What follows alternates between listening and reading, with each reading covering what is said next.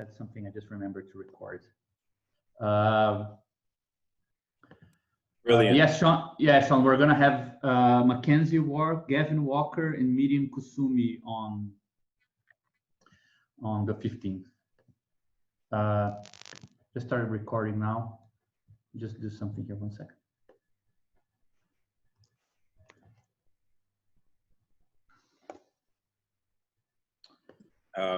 I'm just trying to get my. Can I ask a very dummy question? What are they? Are they translators of him to English or something like that? What? Only one of them. Miriam Kusumi is a Kantian scholar. Studied German idealism, but she's also studying Karatani now, since we're talking a lot about Kant, especially today. And Gavin Walker, he wrote a whole book on Japanese Marxism, and he is especially engaged with Karatani's work. And Mackenzie Ward, she's a media theorist. She wrote on Karatani a brief text, but she's writing her own kind of work around sort of broad interpretation of capitalism that kind of is in dialogue with Karatani's approach. Just a second. Can I say one thing about that? Sure. If you get a chance, you might want to read before the 15th the new book she wrote called "Capital is Dead." Is this something worse? The subtitle, because there, Karatani is invoked in a kind of negative way, where she makes a distinction that is worth looking at between what she calls vulgar Marxism and what's the other category? Genteel Marxism. And Karatani is a genteel Marxist. But I've actually, in my exchanges with her, pushed back on that notion. And so that's one area which she's going to discuss. You might want to be familiar with that text, but of course the other one is that she's promoting the notion that information is a new vector, a new mode of exchange in kind of late finance capitalism, which has obvious resonances with Karatani's work as well. So. Yeah, I think that, I mean, on very briefly, the thing that really brings her close is that she takes a hint from some passages in Marx that modes of production are more like superimposed spaces rather than things that follow as stages, totally removing the other. So she proposes the idea that we might be seeing something, a different mode of production on top of the capitalist industrial mode of production, which is based on information extraction, and that would be a slightly different thing, and not just a kind of development of the capitalist form. It would be something slightly different, but at the same time something worse. So it's not really that sort of cybernetic utopian approach. It's actually the inverse. So that's why it's called Capital is Dead. Is this something worse? But it has a lot of dialogues with some of the stuff Karatani is doing, but in a sort of more pessimistic tone, perhaps. So I think actually that today we're closing a certain the bulk of the book, because next meeting we're talking about the section called Present and Future, which deals with, you know, a certain interpretation of capitalist cycles and repetition, and a different interpretation of, you know, what to expect with regards to this world republic and things like this. But it's a bit more speculative and it's less descriptive. It's less about, let's say, world history in the sense that we've seen thus far, and becomes something more prescriptive, perhaps, right? And so today, I think we kind of close this part of the research, and that's also why I think next meeting is a good moment for us to also leave some space to, if Karatani is speculating and kind of allowing himself to adopt a slightly different approach, I think it's also a good moment for us to have a more informal conversation about the book. So that's why we also want to open up space for a more informal and kind of broader discussion as well with you guys. I'm just trying to do one thing here before we begin. I left the questions there just so you can read them, but just need to do something here.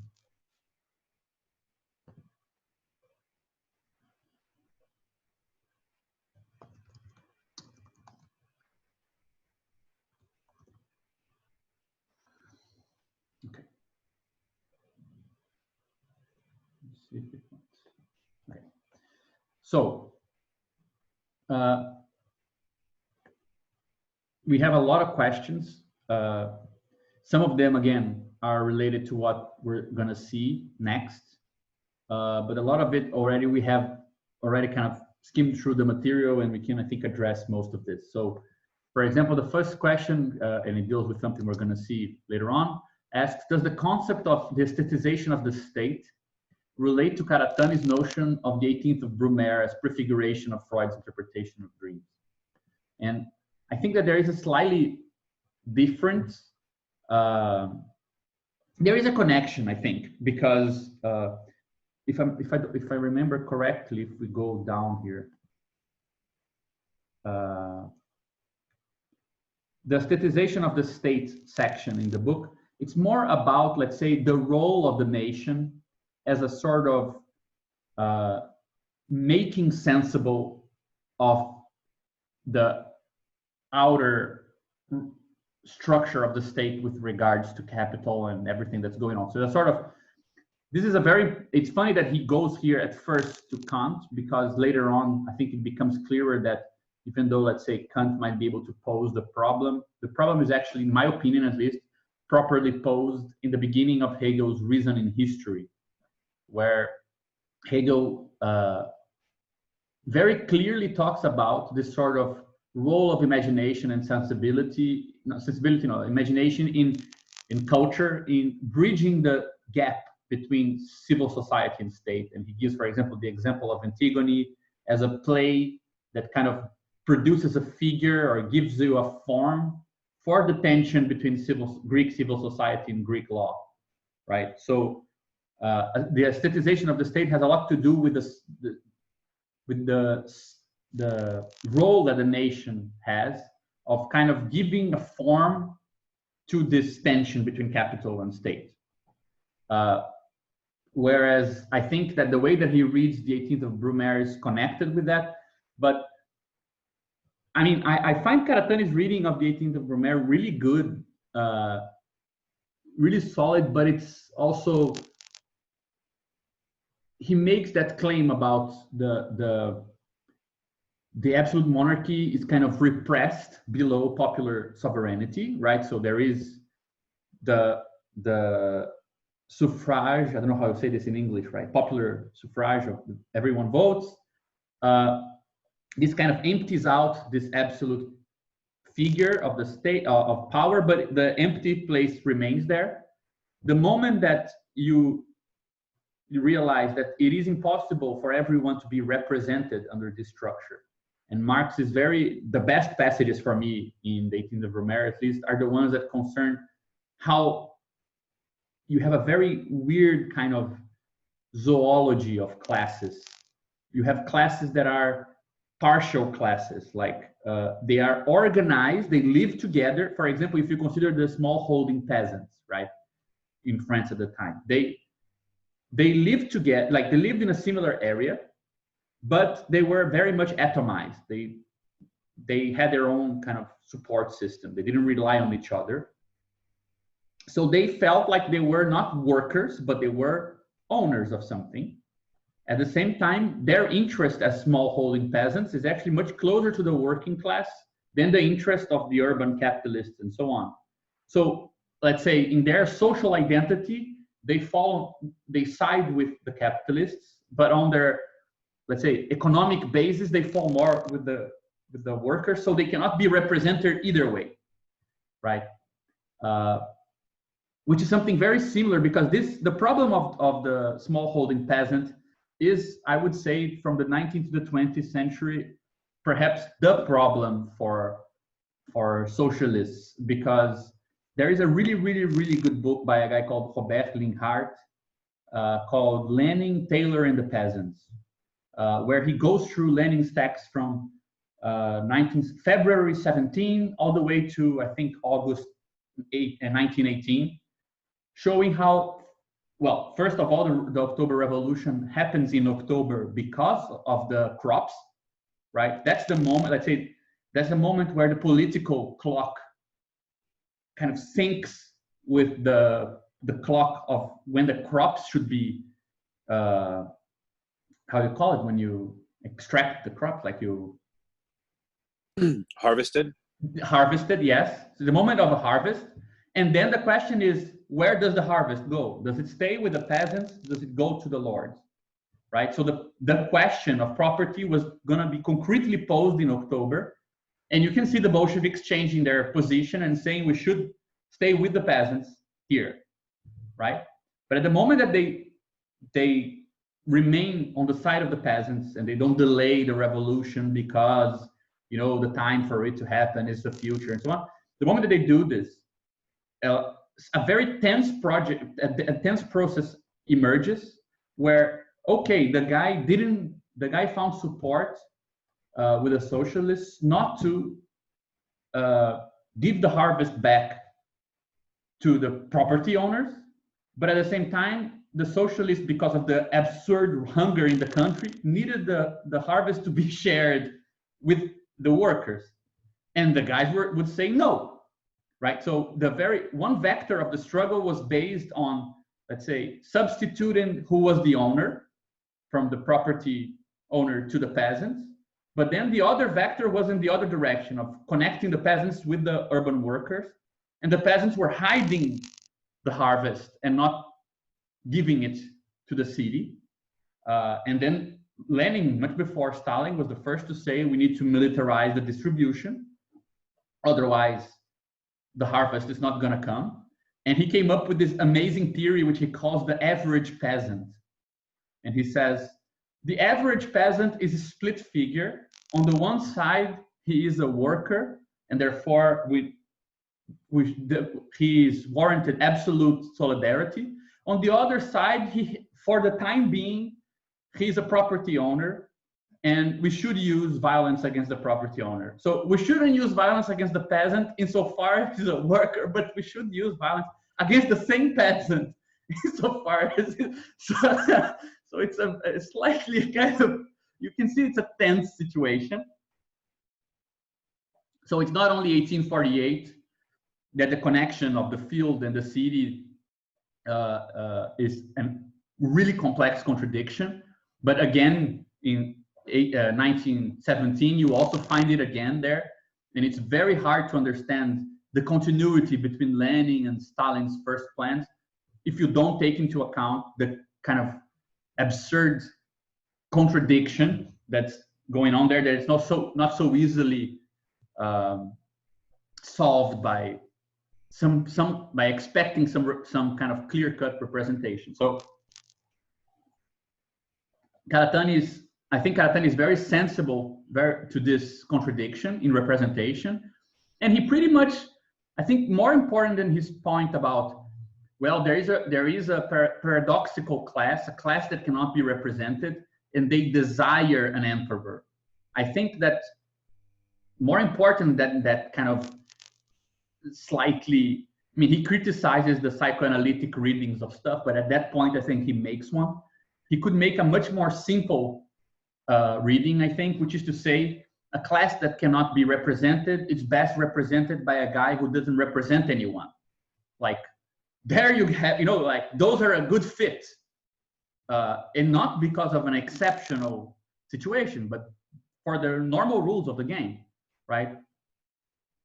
If you cannot be represented, the best guy is a guy who doesn't represent anyone. I mean, at least he can represent you in some sense. And that's, let's say, an executive figure and so on. So you kind of get the return of this sort of sovereignty with no commitments to a represented class through the very process of, let's say, an excess of representation, not a, right? The popular suffrage is a condition for that problem. So I think his reading is important, and it does connect to this problem of how do you inwardly represent a certain absolute character of the modern state. So in that sense, the issue of the nation, aestheticization, and the issue of, let's say, the particular contradiction in class representation and the election of a leader might be connected, but I don't think it's so like clear-cut, clear related. The second question I think is a really, really good one, though I think that we have the means now to see that it's not so easily posed. Perhaps the question is, we might answer it by changing the formulation, because first, the idea of a world republic or the sort of simultaneous revolution Karatani is talking about, I mean, the question of where made sense with formations based on mode A and formations based on mode B, because we knew that they had spatial limits, right? So where in the mode A, well, from the out of reach, we know that something new could emerge outside of the reach of reciprocity, because the size of this formation had a very specific threshold, right? I mean, I introduced this idea here last time, and I think that we're going to use it a lot today. I'm not sure if I sent you guys or if you found the article I mentioned from these guys who studied like a lot of qualities and the relation between the information threshold and the scale threshold in them. But so here we have a mode of exchange, right? The dominant mode, it uses the other modes.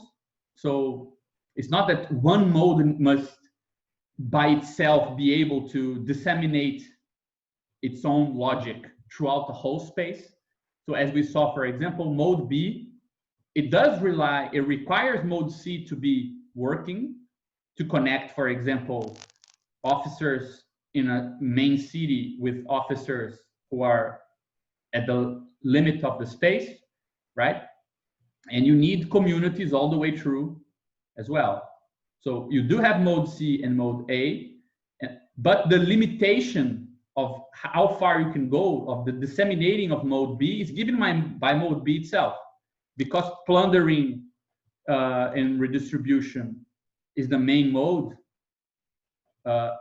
The amount of work or the economic limits of plundering being an viable practice define the limits of the space, right? You won't go far if at this point here to plunder costs more than what you will plunder, right? And then you have all these modes as well, especially mode D, as we saw, helping to integrate this back, right? So you have a lot of technologies like bureaucracy, the kind of consolidation of the idea of a transcendental rule, which is kind of impervious to the differentiations here in this space. So you get that, you get a threshold as on how far or on the size of an empire that is not only a matter of how far you can go, but also of how you can keep integrating the size that you. That's why I'm calling it also an information threshold, as they do, right? The problem is that capitalism doesn't have spatial limits. Like these two things are not spatial for capitalism. So when we know that in mode A, you have like the federation, and then you have this outer space.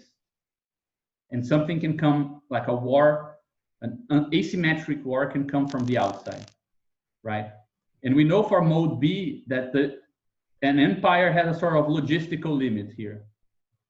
Outside of here, it's not that new things come from here, but there is a space here at this border, which he calls the submargin, right? Where a certain new formation can appear.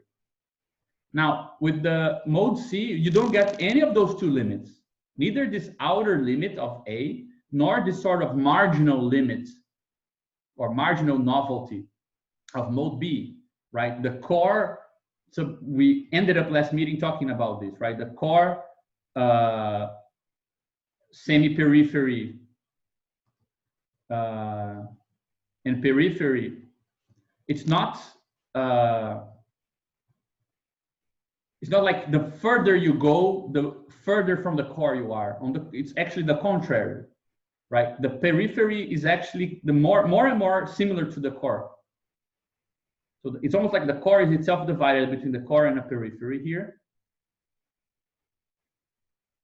So you don't get an outer space with space for something new. So the very question of where, right, might not be exactly the best way to ask. Like, is any of the spaces, let's say, more indeterminate to the point that it might harbor something different?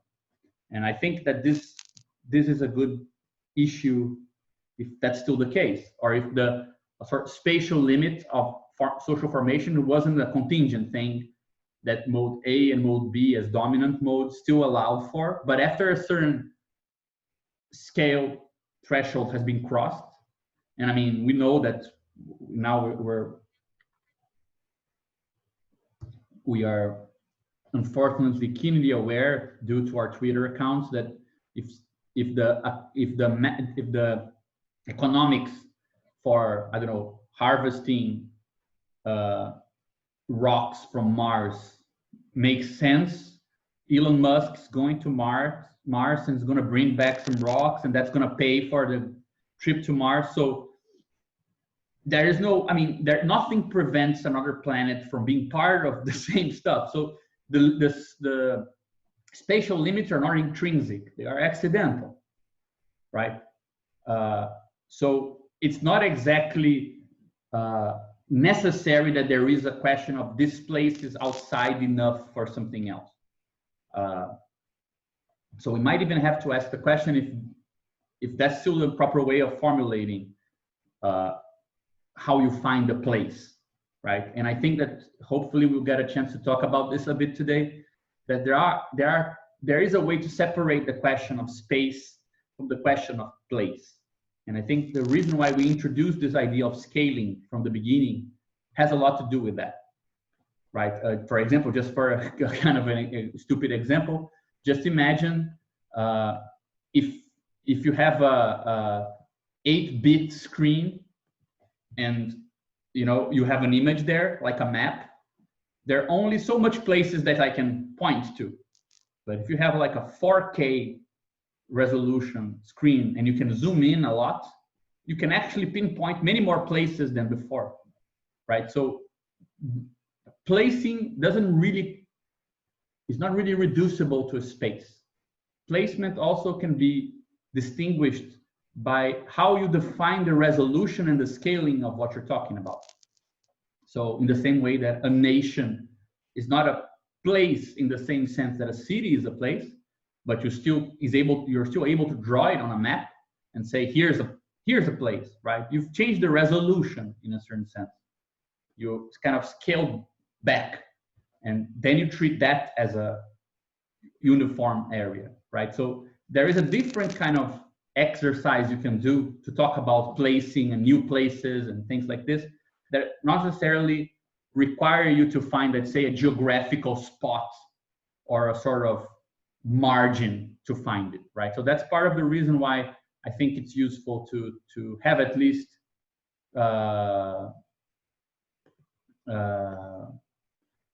some means to talk about scaling, and we'll get to that, why that makes a difference. Okay, question 3. In what way might world revolution require a level of interpassivity? I'm taking here interpassivity to mean what Robert Fowler and Slavoj Žižek talk about in the sort of delegated activity, right? So, for example, their more comic examples are like canned laughter in old sitcoms, but also even a sort of fetishistic, a sort of productive use of fetishism where things do something for you so that you don't need to do it, right? Or their action kind of speaks on your behalf. And another good example that I love and that I really kind of feel it is, for example, when you download a PDF of a book and you feel like you already read it just because you downloaded it. I mean, and you never really open it again. That's a sort of interpassive enjoyment of something, right? It goes somewhere that it's as if it was already enjoyed, but it's kind of removed from you, and it works either way. And both Zizek and Fowler talk about a certain interpassive dimension of, for example, money. And I think that we actually downplay this fact, but it's very interesting to realize that, for example, if I want to enter into a bargain with you or a contract with you to build a house, I need to know and I need to believe that the contract is valid, and you need to believe that the contract is valid. If we, for example, have a doubt that the signatures are fake, it won't hold. But with money is a very weird thing. Like when I give you money, you don't need to I don't need to believe in the piece of paper is incarnating value, and you don't need to believe it. We just both need to believe that a third person will believe it. So that's why the issue of counterfeit money is so much more complicated than the issue of counterfeit contracts in general. Because the primary belief in money is the belief that the other has on money. And the weird thing is that since this other is always one remove away, everyone is able not to believe in money, but to believe that the other believes. And that's enough for it to circulate, because I don't get the money in my hands so that I can enjoy it. I get the money in my hands because I feel like the others enjoy it. Like the others want what I have now. So I can just, as long as the others believe that the money has value, I know I have something that is worth something in my hands. If the others didn't believe that money was valuable, then I would have a problem. But I don't need to believe it. So that's very much the structure of, the subject supposed to believe, which is how Fowler and Zizek define interpassivity. And I think it's a really important question if that use of the other's belief isn't a condition for capitalism to be able to expand beyond a certain scaling threshold, right? You're able to make transactions and to guarantee a consistency in spaces where you don't share any value, like a value system or norm, because we don't need to share the same norms. We just need to believe that if you take that money to a third person, they will take it from your hands. So you never need to share something with me. You don't need to feel like money has some profound or kind of stable meaning. So this sort of, I think it's very clear from what we saw thus far that the capacity of money to circulate beyond a certain border is part of what makes it so powerful a social form, right? Whereas, as we saw, the imperial form has a certain logistical boundary that it cannot cross. So if we're pointing to the idea that this world republic is probably going to be more rich in scale or rich in complexity than a capitalist world, you probably need to imagine a form of sociality that doesn't scale it down back to direct participation, right? This is always a problem for us. And I think that actually this is a short detour that I think, I'm not sure if we did this, but I think it's a nice thing to talk about, right? There is a sort of history in the 20th century, I think, that like if you get the Industrial Revolution and the political revolution in France and so on, you get kind of two main emphasis here. Like the Industrial Revolution, you get an emphasis on complexity. And the political revolution, especially in France, especially thinkers like Rousseau, for example, you get an emphasis on social responsibility.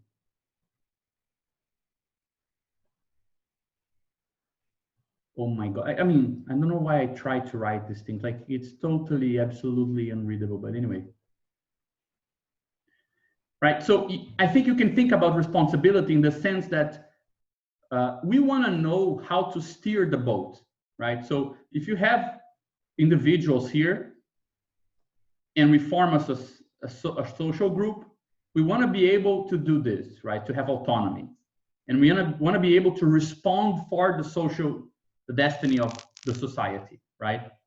So responsibility usually leads to problems like, the general will. How do we know what we want as a people, the problem of participation, how do we steer society, whereas complexity deals with other problems, like how can we increase differentiation in society, right? So how can you split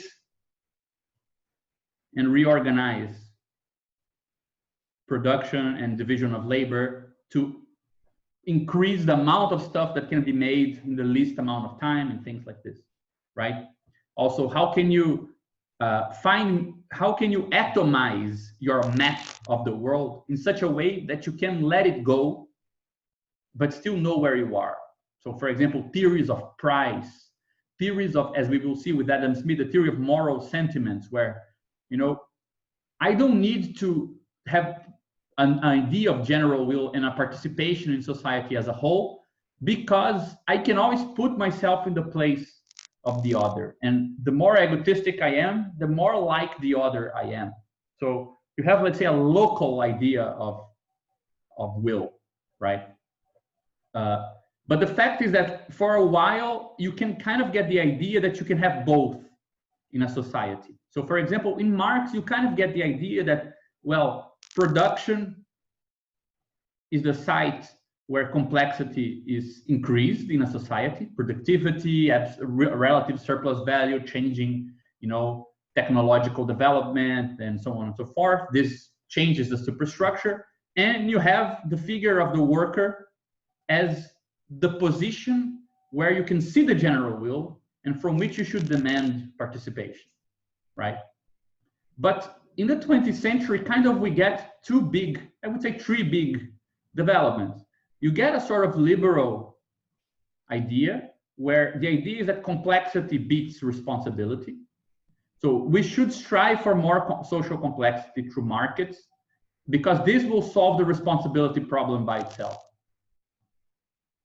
So you have no theory of responsibility in liberal politics. But then in socialism, you have a theory of responsibility that trumps complexity, but then you don't really have a theory of complexity.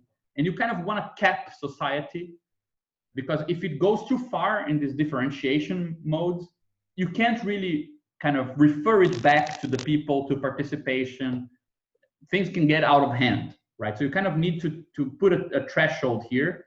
The same way that here you also need to put a threshold here. So this can be kind of fetishistically described as a fight against the state, and here a fight against the market, but that would be too simple to say. But still you get kind of this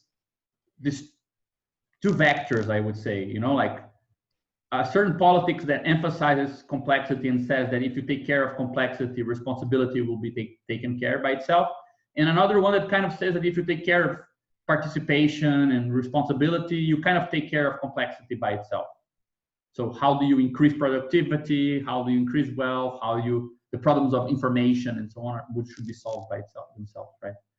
So in a certain sense, I would say that our problem, when we talk about the scale threshold and the information threshold, you could think about the problem of how do you bring these two things together? What is a notion of complexity that warrants some idea of responsibility, social responsibility, and also what is a notion of responsibility that is compatible with a very complex society, right? For example, the reason why you can definitely see these two things here is that, well, whereas the increasing social complexity can lead, for example, to mass starvation, mass inequality, things like this, you never see anyone having to be blamed. Like the very form of this doesn't lead you to blame anyone. Like there's no black book of like who would you name for the big inequality? Like it's not easy to pinpoint a name or a responsible party or something like this, because the whole point is that it's the side effect of increasing complexity of society. Whereas in the case of the socialist catastrophes, they're almost like absolutely responsible for everything, like even things that obviously are outside of their reach.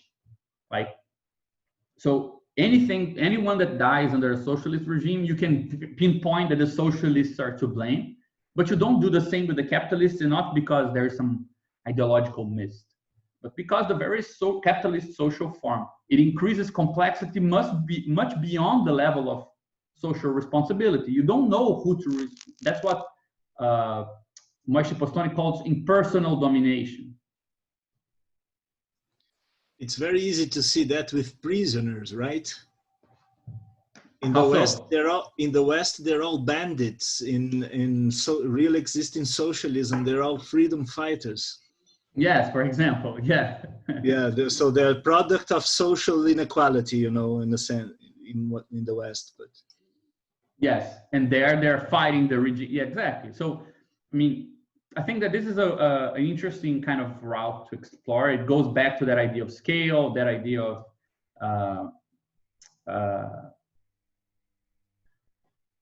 of what does it mean to talk about something that supersedes capitalism. But I think that it brings back to this issue of interpassivity, because the idea of responsibility for a society that is going to be more complex than what we already have, it's going to have to look very different, right? It's probably not going to be able to be based on forms of individual participation that we are used to. Sorry, did somebody say something? Apparently not.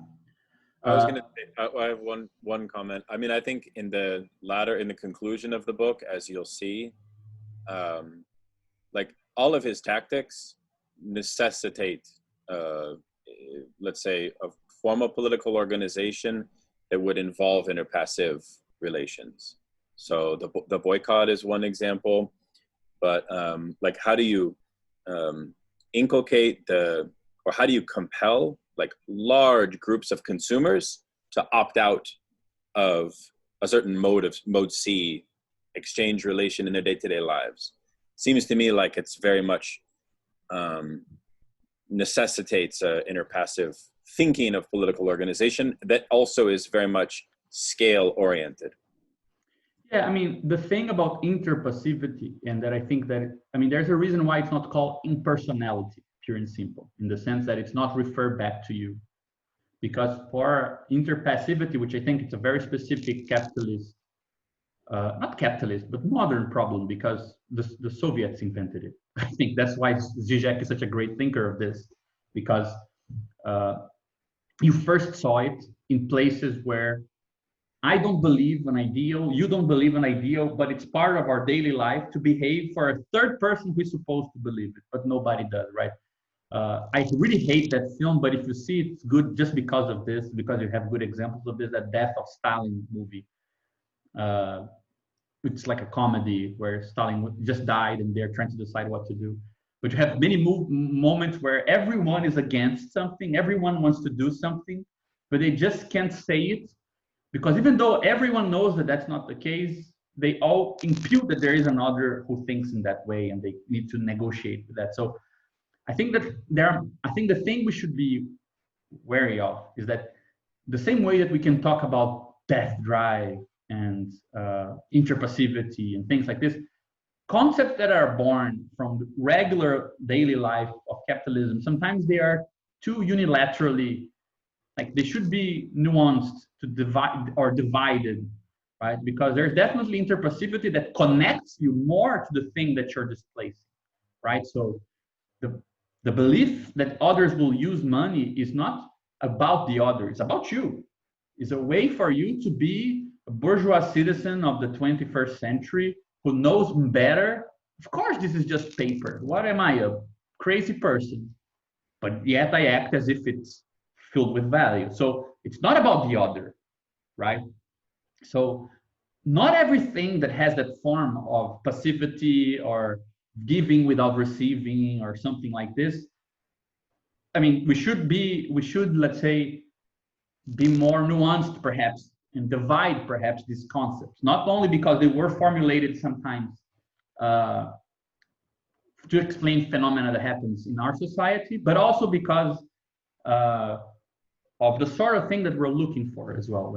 But so I would say interpassivity is a really good kind of entry point to the problem, which is how do you socially coordinate a society when your main point of reference is what happens with the other and not what happens with you, without bringing back all the sort of kind of underlying forms of enjoyment that this actually maintains. So voluntaristic, sacrificial enjoyment, that you're sacrificing yourself for the other. It's totally unsustainable economically. It's very libidinally sustainable. People spend their whole lives doing that sort of thing, but economically, it's not very sustainable, right? It's sustainable at the individual level, not at the social level. So it's important for us, I think, to make that sort of distinction, right? But we'll get back to this because I think that's actually one of the points of our discussion today. So Karatani seems insistent that bureaucracy is intrinsic to statist policy. How might cooperatives abolish this tendency? Well, I think that his main argument concerns the managerial hierarchy, right? And one of Marx's main arguments about factories, manufacturers, pretty much spaces of production, which is that once the capitalist has bought labor, it organizes labor in a despotic form, right? The form inside a company is absolutely more like, where else are people allowed to tell you what to wear, how to stand, what to do at that level of detail? So it's not, let's say, the bureaucracy is definitely organizing the hierarchy and the structure inside the company in a way that can be highly despotic and highly oppressive, right? So I think that his point is that cooperatives are based on shared management. Therefore, they're not centralized around a managerial kind of actor that distributes orders. You can have something else, right? So in that sense, it wouldn't be bureaucratic or statist, which is not the same to say as unruly, unorganized, or undisciplined, right? And I think that actually his discussion on cooperatives and joint stock firms, those are for me the most concrete stuff that he actually says about Mode D in the book. So it's something interesting to think about in more detail. And then he says, somebody asked, does Karatani consider the social, economic, political subjects excluded from the national exchange of solidarity? And I think so. Not only does he, I mean, his whole reading of the 18th of Brumaire is based on this, right? But in some parts of the book later, I mean, we already went through some of this, but he goes back to it later on, concerns the migration, and I mean, he goes back and back again to the idea of excluded both the relation between both the colonial relations between center and periphery, and inside countries as well, the relation between class relations and oppressive relations. So I think that he's very much a critic of the idea of national solidarity to begin with, right? So where does commodity fetishism in Mode C differ from the conception of the how found in Mode A? Here, I think that the main issue is, if you were to summarize it in one sentence, that fetishism in Mode C reifies everything. Everything becomes an it, whereas the how in Mode A, everything becomes a person. So if I exchange with nature in a reciprocal fashion, nature must be able to have a perspective on me and be able to answer back to me, right? Or another person that I change, or if I exchange with the elements or whatever, it's always a matter of personifying the things that I have going on in the exchange. Whereas in commodity fetishism is about reifying things. There are really good texts on this, both by Marilyn Strathern, that book I mentioned, the Gender of the Gift. I was reading another one, now I forget the name of it. Well, but there are many texts. You can definitely check it out. You'll find a lot of stuff on this. I think Wittfold will also write in this, the guy that Karatani quotes a lot. And another important thing that we saw is that this kind of personification that we saw in reciprocity can also be understood in the sense that when you exchange with another in a reciprocal fashion, even if you remain distinct, for in the sense of that negative reciprocity between settlements, for example, you're connected in that distinction. So something gets stabilized, right? Whereas with the commodity fetishism, there is no connection. The connection is between the things being exchanged, but you keep absolutely no commitment to the other with whom you exchange, right? Whereas in reciprocity, if I give you something, you have the right to use it, but you cannot destroy it, right? Whereas, so that I keep the property even though you keep the use. So the commitment is very much tied to, we're very much tied together, right?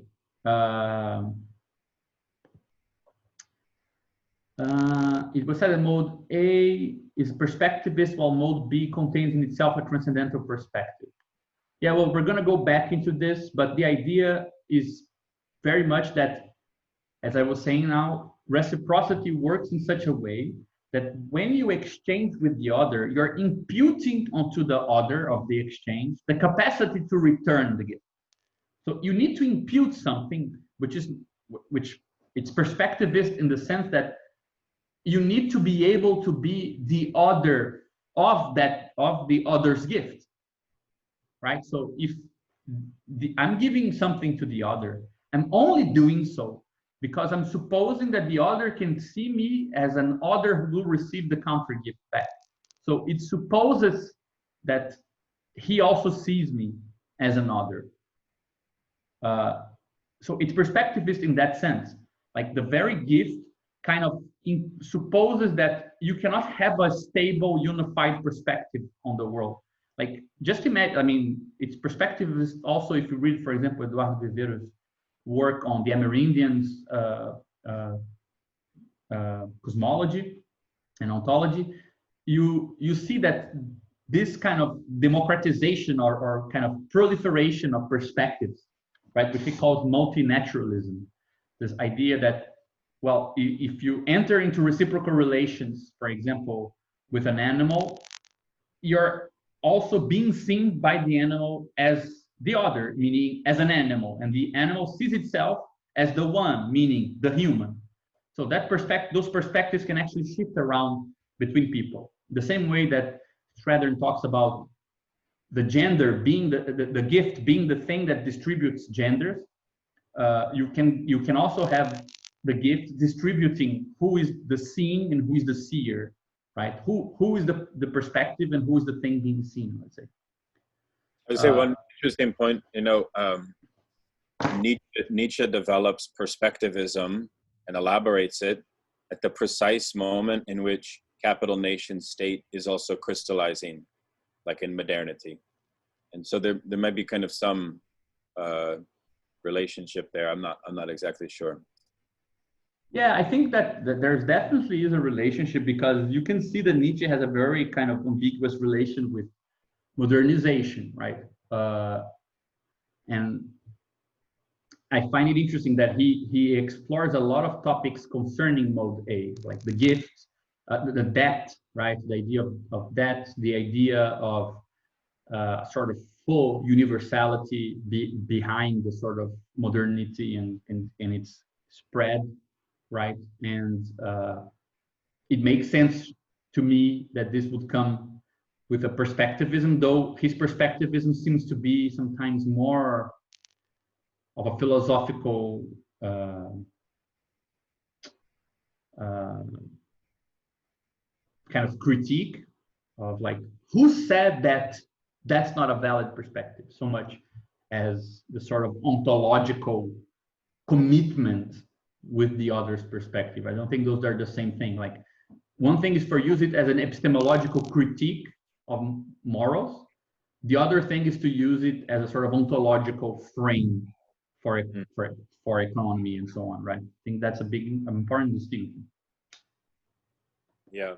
Lo Cerdo in his book on Nietzsche, which recently was translated, shows how perspectivism was born out of the collapse or a perceived failure of internal debates between liberalism and socialism, which mapped onto realism and nominalism, from which Nietzsche developed a new perspective outside of the two. So it was his way to circumvent this sort of deadlock, kind of almost like a parallax in some sense. No, anyways. Yeah, and I think that's an interesting. I mean, I don't know enough about Nietzschean perspectivism to have a take on this. It does seem to be like it's telling that a bunch of elements of mode A are being thought by Nietzsche in a separate way, kind of, and all of them kind of showing that this is operative, this hasn't gone away. You're just kind of overlapping something on top of this, but you still rely on these forms of guilt that, and kind of perhaps it's a good way of talking about what it means. I mean, it is very much a critique also of the sort of German kind of feel that was born, right? The sort of obsession with German culture, history, and so on. And so I can see it as a sort of inner critique of mode A as a nation, perhaps, right? After German idealism and so on. But I wouldn't know how to bring it further than that. Though I think that the thing about transcendental perspective in mode B is a bit clearer, because Karatani makes a really beautiful discussion on how the figure of monotheism is not really a figure of pure transcendence by itself. You have a slow movement from the idea of a community that dominates another community, so a very relative, very kind of low, near the ground transcendence, which is just the power of some stronger community over a weaker one, that slowly gains more and more transcendent to the point that we get the idea of the God that cannot be abandoned, right? Until some point, you can still have gods that if you lose a battle, your God lost the battle with you and the God of the other won. But at some point, when you lose a battle, the God won and you lost, right? It's the God saying, bitch, you didn't do what I asked you to do. Like there's the one kid you didn't kill, you were supposed to kill or something. So actually, this is very interesting. Those same authors who were studying the sort of movement throughout history of the size of polities and the development of information spreading and information integrating tools, they also study how a certain level of complexity always predates the appearance of gods. So communities that are smaller than a certain size never develop transcendental gods. Only when you arrive at a certain degree of complexity, it seems like having God that is everywhere and is beyond communities and so on and so forth is a relevant way of integrating social life. And I would even go as far as saying that I think this is perhaps, in my opinion, this is the main point about universal religions, like the idea that you can create a transitive relation between the small and the large, right? That classic metaphysical Hermes the Trismegistus point about the bottom is like the top, right? What's at the highest is like the lowest of the low, right? That allows you to socially coordinate your local actions with the global actions of society. If you behave locally in this way, this will happen in the global scale, right? So until a certain level of complexity, you can very much guide yourself in, like, you can very much participate in social coordination by paying attention to your ethical behavior in a local level. But it gets to a certain level of complexity that, as a friend of mine says about capitalism, you can have the evil without malevolence. So you can still have evil effects without anyone being malevolent. Like a perfectly honest system of earns to God people can still produce evil catastrophes, but no one is to blame. So no wonder that capitalism is a big kind of thorn for religion, because it kind of breaks the transitivity between the small and the big, the local and the global. It's very hard to bring those two things together without very crazy acrobatics. And it turns out that people who, like accelerationists, who try to think how to locally behave with regards to technology and this sort of crazy fluxes so that something happens at the global level, they start sounding pretty religious to me, so, and mystical and so on. So the connection is there, perhaps. So I think that we could, and this goes back to the problem of interpassivity, we could perhaps, from the perspective we're studying, define the idea of religion as the idea of the transitivity between the local and the global. Because this is Sloterdijk's point in Spheres, where he says he has this line that the limits of your world are the limits of your transference, and he means the transference of kind of local intimacy relationships to this global transcendental level as religions. So the difference between bubbles and globes for him is a problem of transference, which then dissolves in capitalism to what he calls foams. And so I think Sloterdijk would be an interesting person to bring into that kind of thinking. Yeah, I do think he's if I would try to find a nemesis for Karatani, like the Lex Luthor for his project would probably be Sloterdijk. Yeah, but I think that there are many people catching up to the same kind of issue, this idea that and it seems to be the perfect technology for certain sizes of worlds, right? For worlds of a certain size, the question of what should I look for in the immediate other that connects me to the global otherness of society, that seems to be like the basic question of religion, right? And I would say that the big trauma for religion, religious feeling, is the idea that you can have good acts that lead to an evil resultant. Like the sum of good vectors, the resultant is an evil effect. I think that's the sort of problem to explain, right? Theogony ends up being still a relevant problem in that perspective. Are dominant modes of exchange fundamentally centered around repression of a true mode of exchange, historically lurking in the background? Is mode teleological in the sense of history continually working toward that goal? I think that's a big problem because I think we can treat this in two different ways, and this little thing here is helpful in that sense, because you can have, we can have two theories of teleology, I would say. A theory that actually I don't know who would have defended it. We always think everyone defended it, but when you read the books, like it's always more complex than that, and not that naive. But the easy idea is that you have some potency here, and it's gonna actualize in the future, right? And it was kind of already lurking here behind, and we have all these stages, and it kind of actualizes in the future. But you have a different theory, which is where, like, you have some contingent development and it leaves like a ruin, and then you can kind of build something else that's contingent on this, but it leaves a ruin, like it sediments in a way. Well, and the things that you can develop here, they are definitely different from the things that you could develop here, because you have both of these sediments in the background to build on top, right? So for example, rather than forward looking, you could imagine it as kind of upward looking, right? One thing is to say, like, you have something like a seed that develops to some perfectly formed thing. Or you can imagine that you have something here like a debris. Now if something else falls on top of this, it doesn't fall on the ground, it falls on top of this. Now if you have a third thing, it will be higher and more sophisticated because it has these ruins to fall back on. So you kind of sediment something towards the future that couldn't really have appeared before. Like this third thing would not be what it is had it appeared here.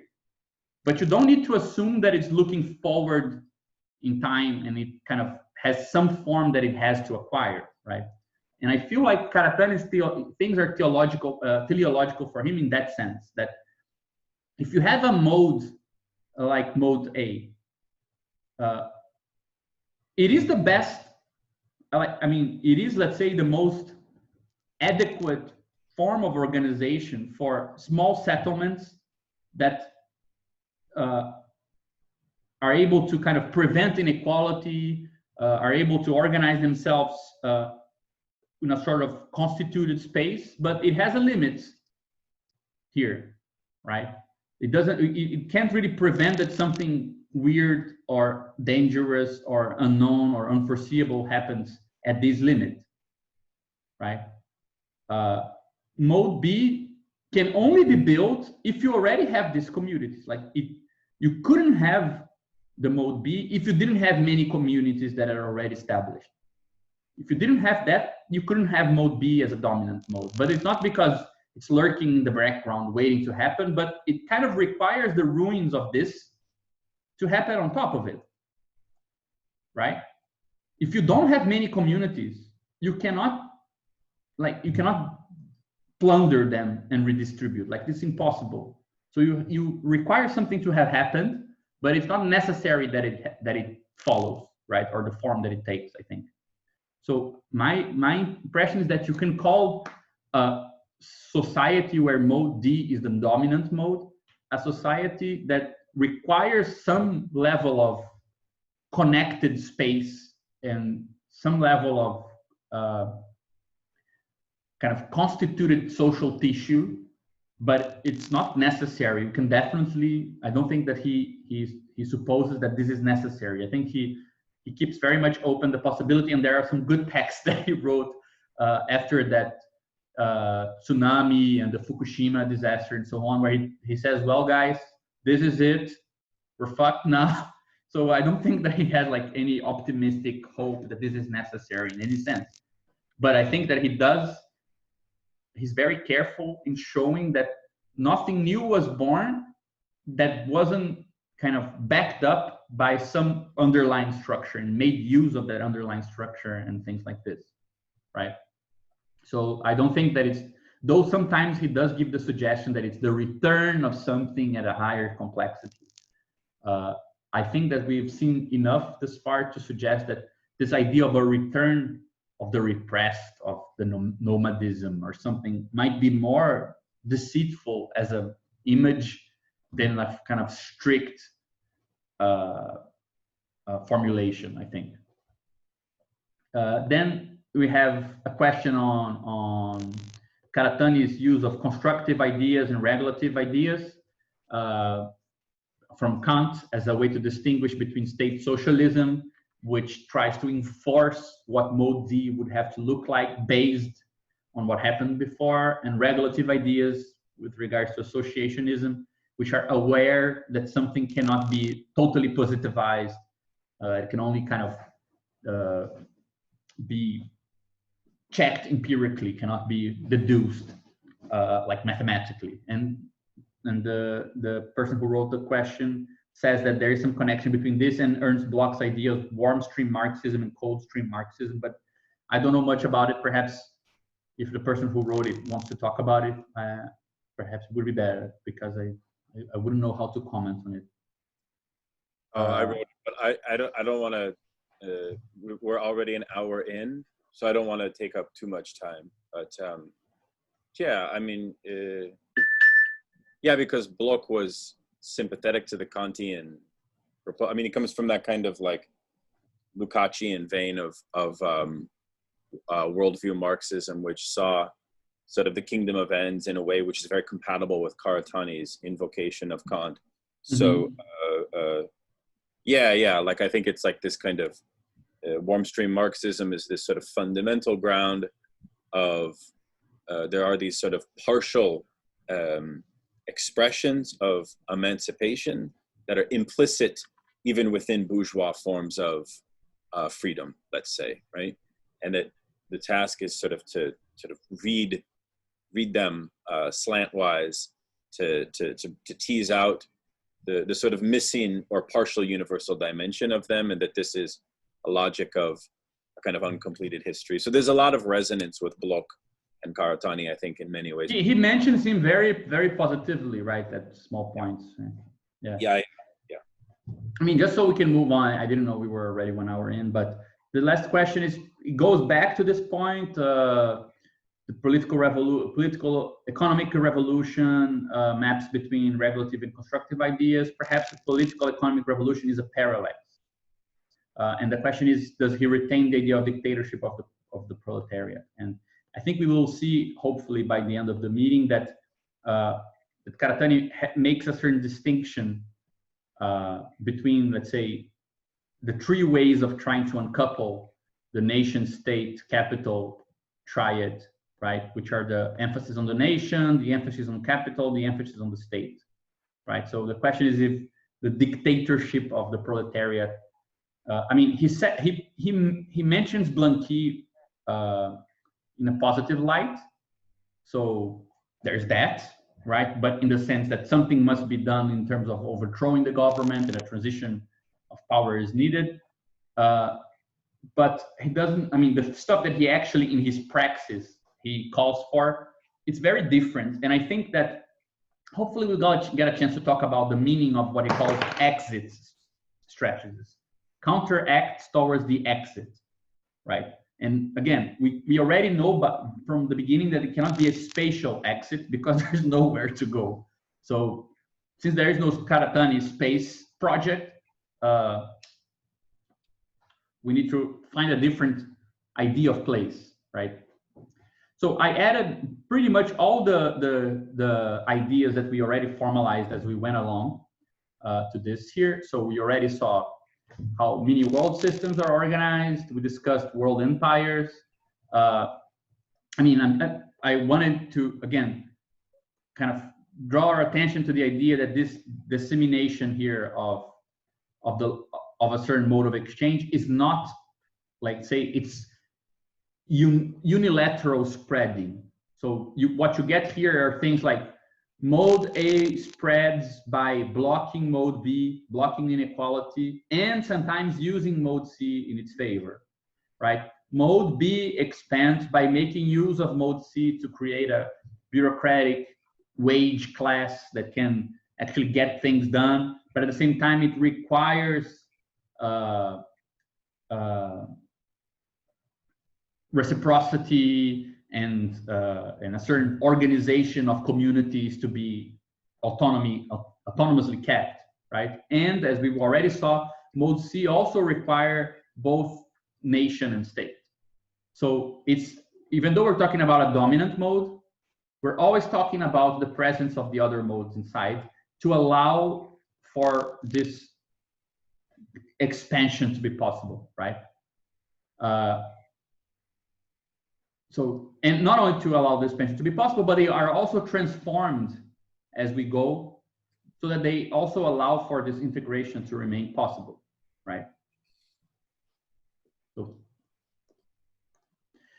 we saw mini world systems, we discussed world empires.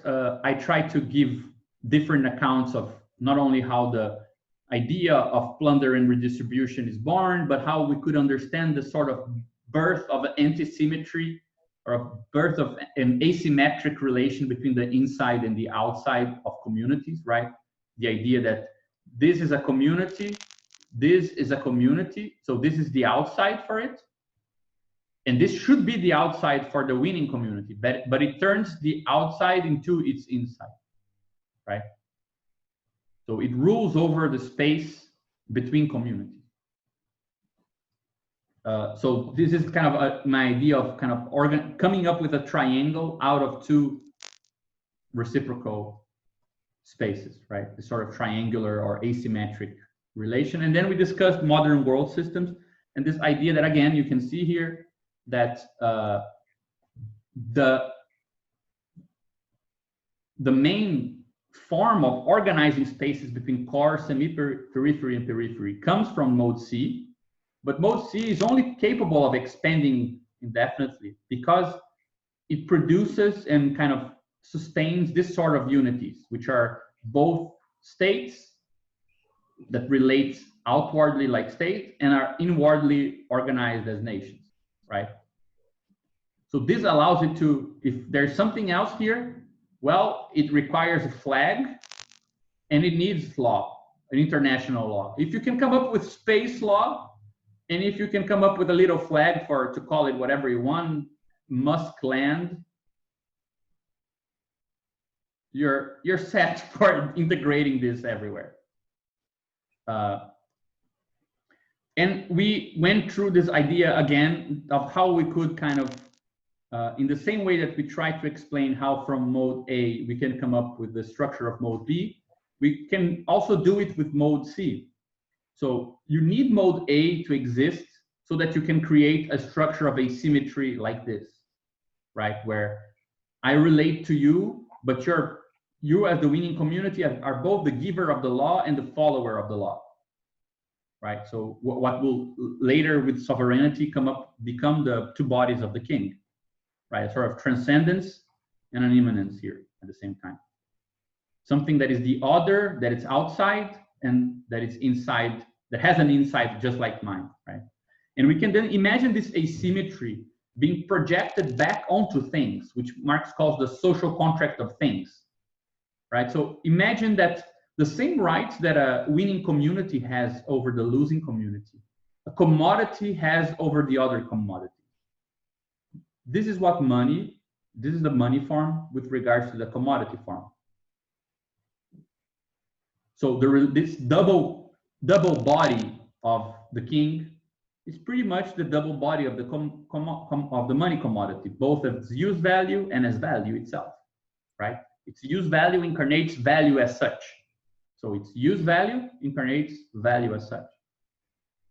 But this is no longer a relation between people, right? It's not an active submission between people. This is without coercion because that very structure is embedded in the commodity itself. So that's why we have here, and I like the idea that you have when you don't have coercion for Karatani, you don't have a separate axes, right? So reciprocity has no coercion, no external coercion, but it's unequal, right? You have different forms in that sense, right? Or better, it is equal, but it's linear in that sense. And then with the state, you get something outside of our relation, which is the law, right? This is just a norm. This is law. And this is a sort of asymmetry between buyer and seller, whoever has money and whoever has commodity, right? So this dual thing here is kind of introjected here, right? And this one goes here. And you can also derive the idea of the contract by simply having two reciprocal relations. And if you just imagine that my inside kind of absorbs your outside, right? So you have this. So you can imagine this as a constructive thing, right?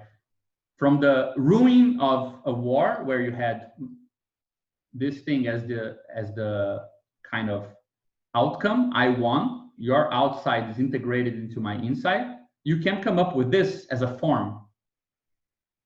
From, let's say, the generalization of this form to things themselves, you can come up with this, right? If this is internalized into things themselves, you can come up with this form. So you can imagine like this thing, one thing building on the other to be able to expand its reach, right? As if like you're using parts of textiles to go further, right? Or to construct something that is bigger. So last time we started discussing what's special about industrial capitalism, industrial capital, and about the sort of specificity of industrial capital with regards to merchant capital and usury capital. This idea that you have one system and another system, or different communities, and that for merchant capital would do this, right? To, for example, buy low and sell high and make money in the difference, right? But with industrial capital, you're able to exploit that difference even in the same place like this, on top of the other.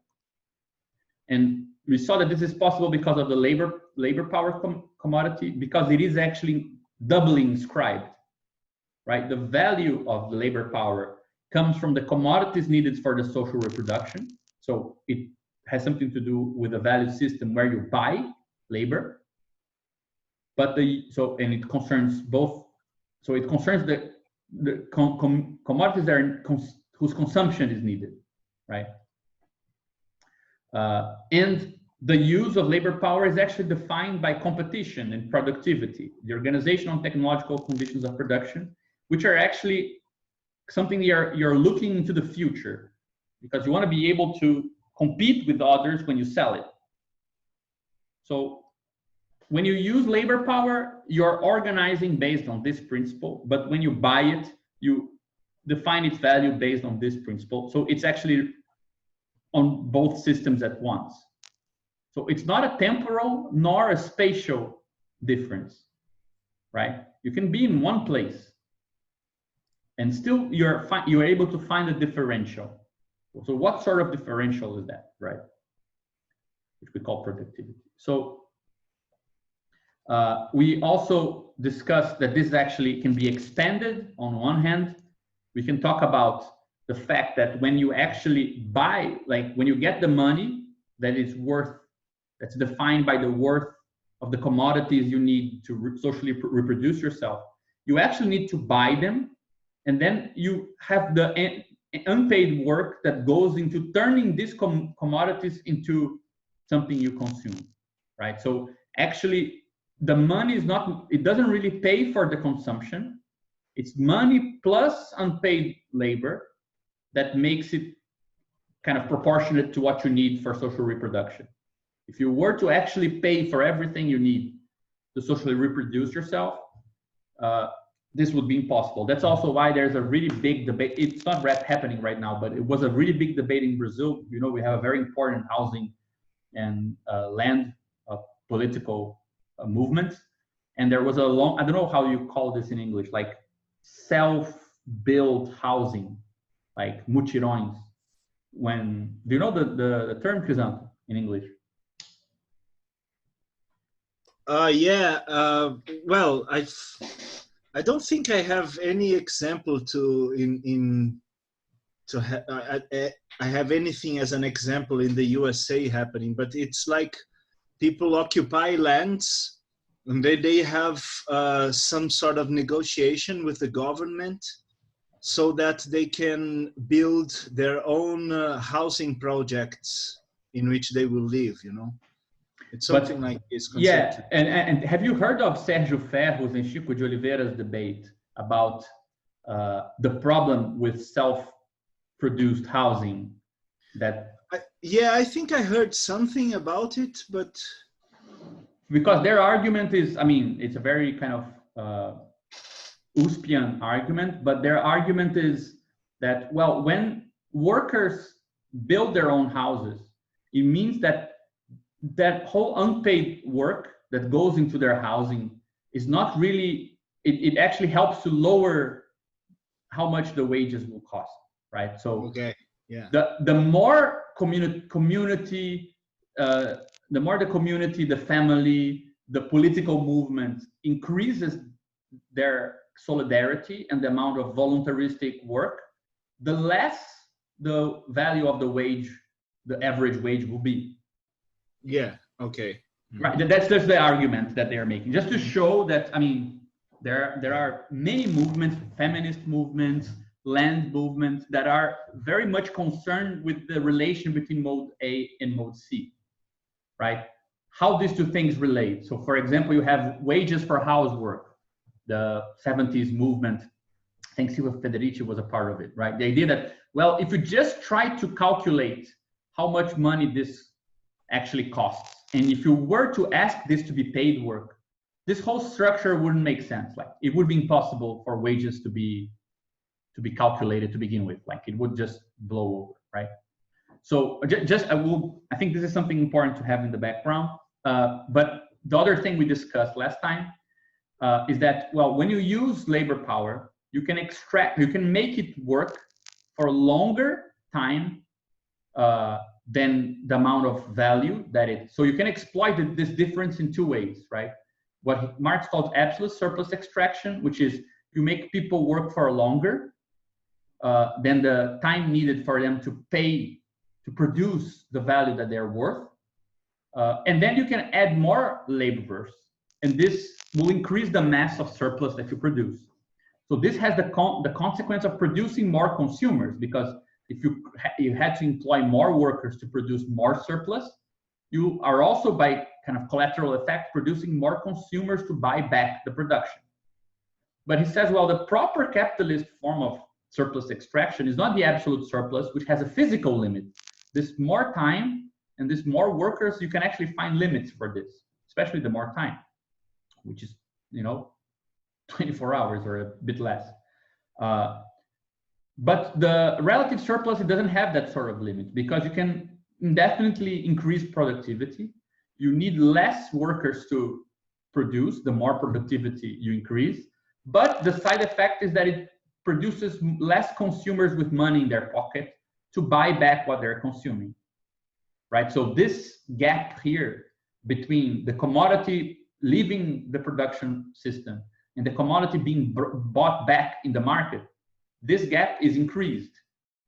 And you need, for example, other modes, for example, state intervention, communitarian intervention, all sort of interventions to allow for the wages in our pockets to actually pay for the consumption of the commodity back, right? So this is something that you mentioned.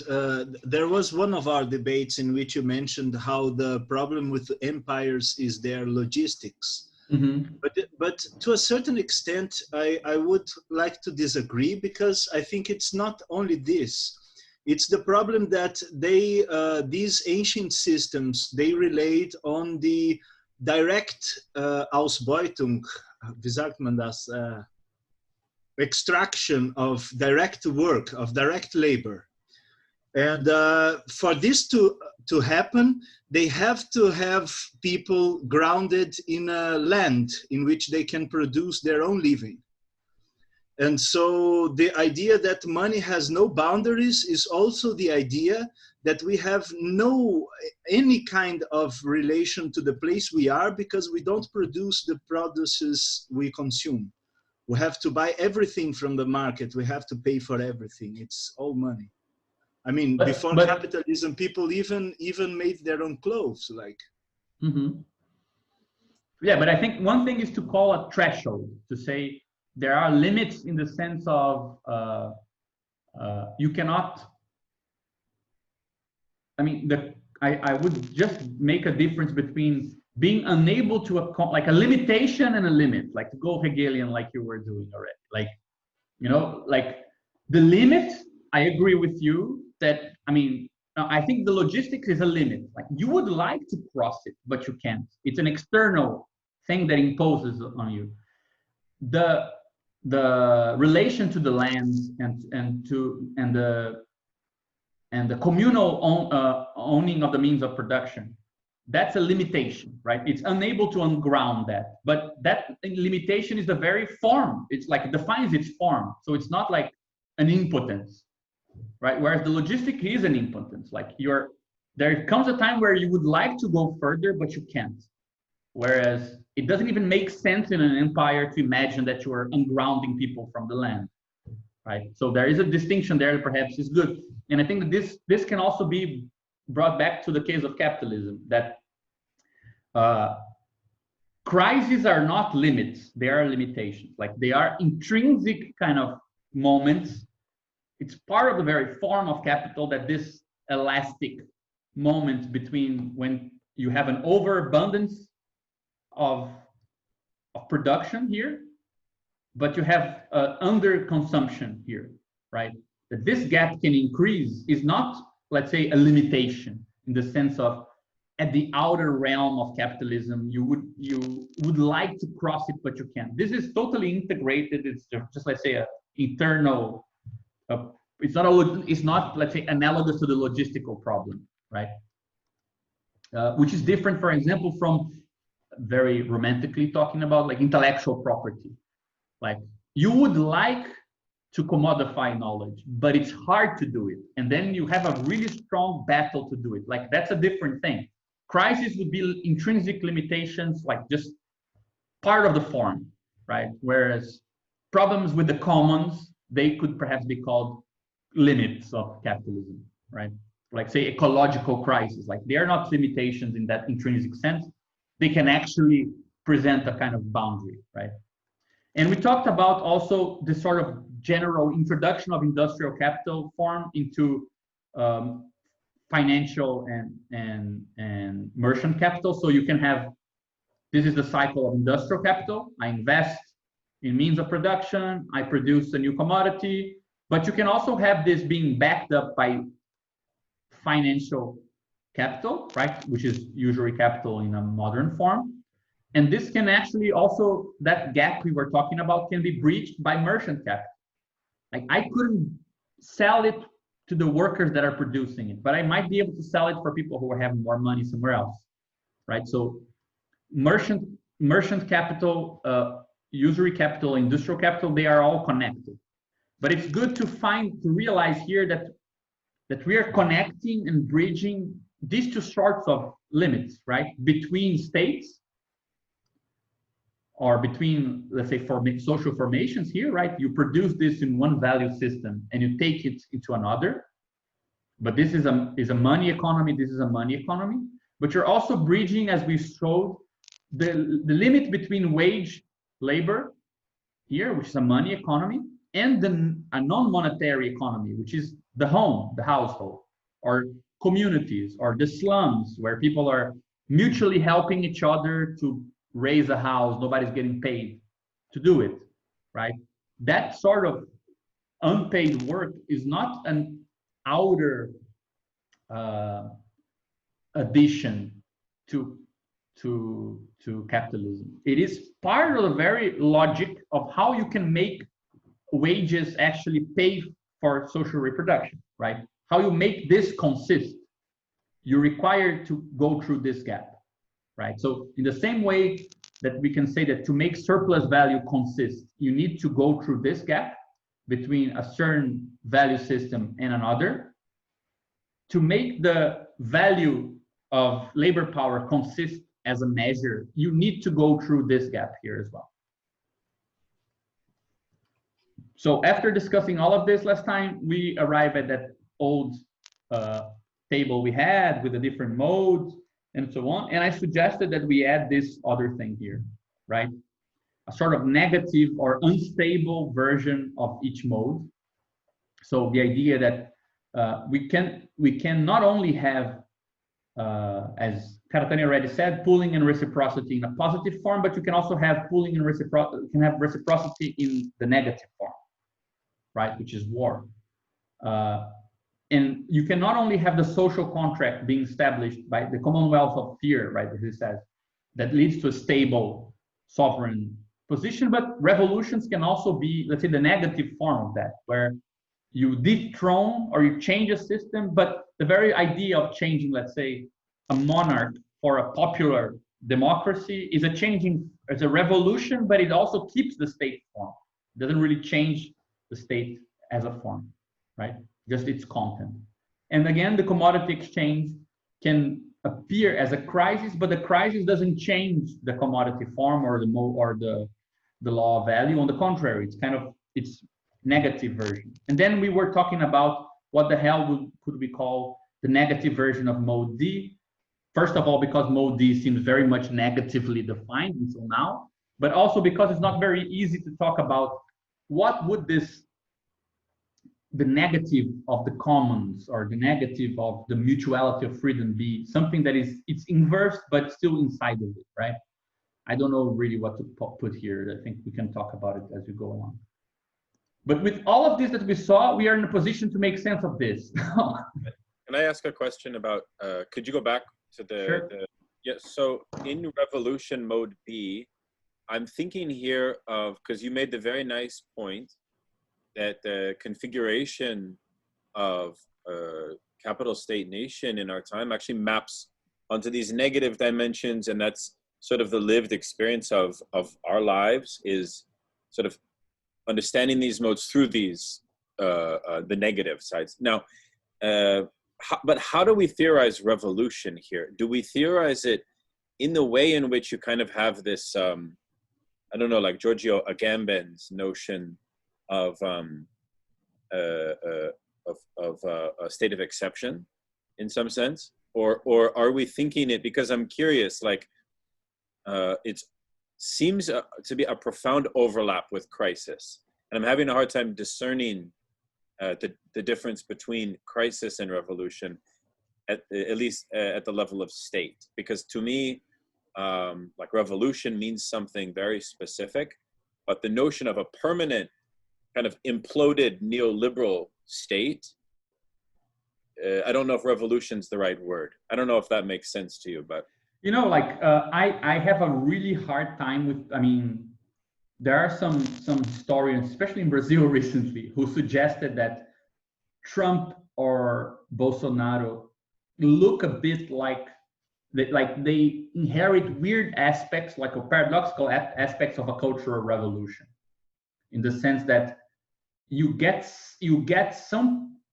unrepresented part of a nation to permanently neutralize the validity of certain aspects of a social contract, right? So this idea that the very existence of something that lacks representation in a nation is able to hold in check the validity of the illusion that there is a democracy, for example, or that the institutions are working, or that they are able to maintain the state. And then you never know when the law is valid and when it's not. I agree with you, perhaps an idea of a state of exception. But in that sense, right, you cannot tell when the state, when the impersonal law of the state is valid, and when what supports it is a personal thing. And power becomes the means to define when one thing is valid and when it's not. Like when the appearance of the social contract remains valid and when it doesn't, right? I think that sort of idea that the unrepresented rise to delegitimize a social contract.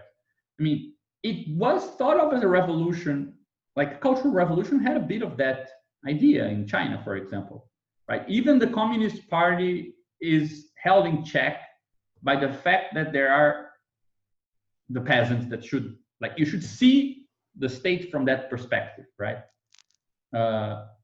I find that the connections between the two things really, really tenuous, because there's much more happening in the Cultural Revolution and in China than simply saying, well, suddenly there is a hate of the bureaucratic apparatus that at the same time that hate or that kind of destabilization is furthering it and making it even more invisible. But there's much more happening. But I think that in that sense, we could talk about revolution as a sort of, the sort of thing that looks like the negative of a state, looks like the thing that topples a state. And in a certain sense, it is our name for what it means to break down a state, in the same way that wars are supposed to break down nations and crises are supposed to break down capitalism. But revolution, as that activity itself, kind of leads to the state or to a state, right? And the war kind of leads to a nation, and the crisis leads to some other capitalist formation. It doesn't lead outside, right, by itself. So I think that's the minimal idea behind it. Do you think in terms of maybe like a military coup instead? I was thinking maybe there could be another row with like mode A, fascism, mode B, military dictatorship, the kind of like waylaid form. Yeah, he did suggest that, like, you have fascism as a sort of attempt to substitute mode D for mode A, right? Like, you can almost talk like when you substitute mode D for something else. If you substitute it for mode A, you get fascism. If you substitute it for mode B, you get state socialism. And if you substitute it for mode C, you get like neoliberalism, perhaps, or anarcho-capitalism, right?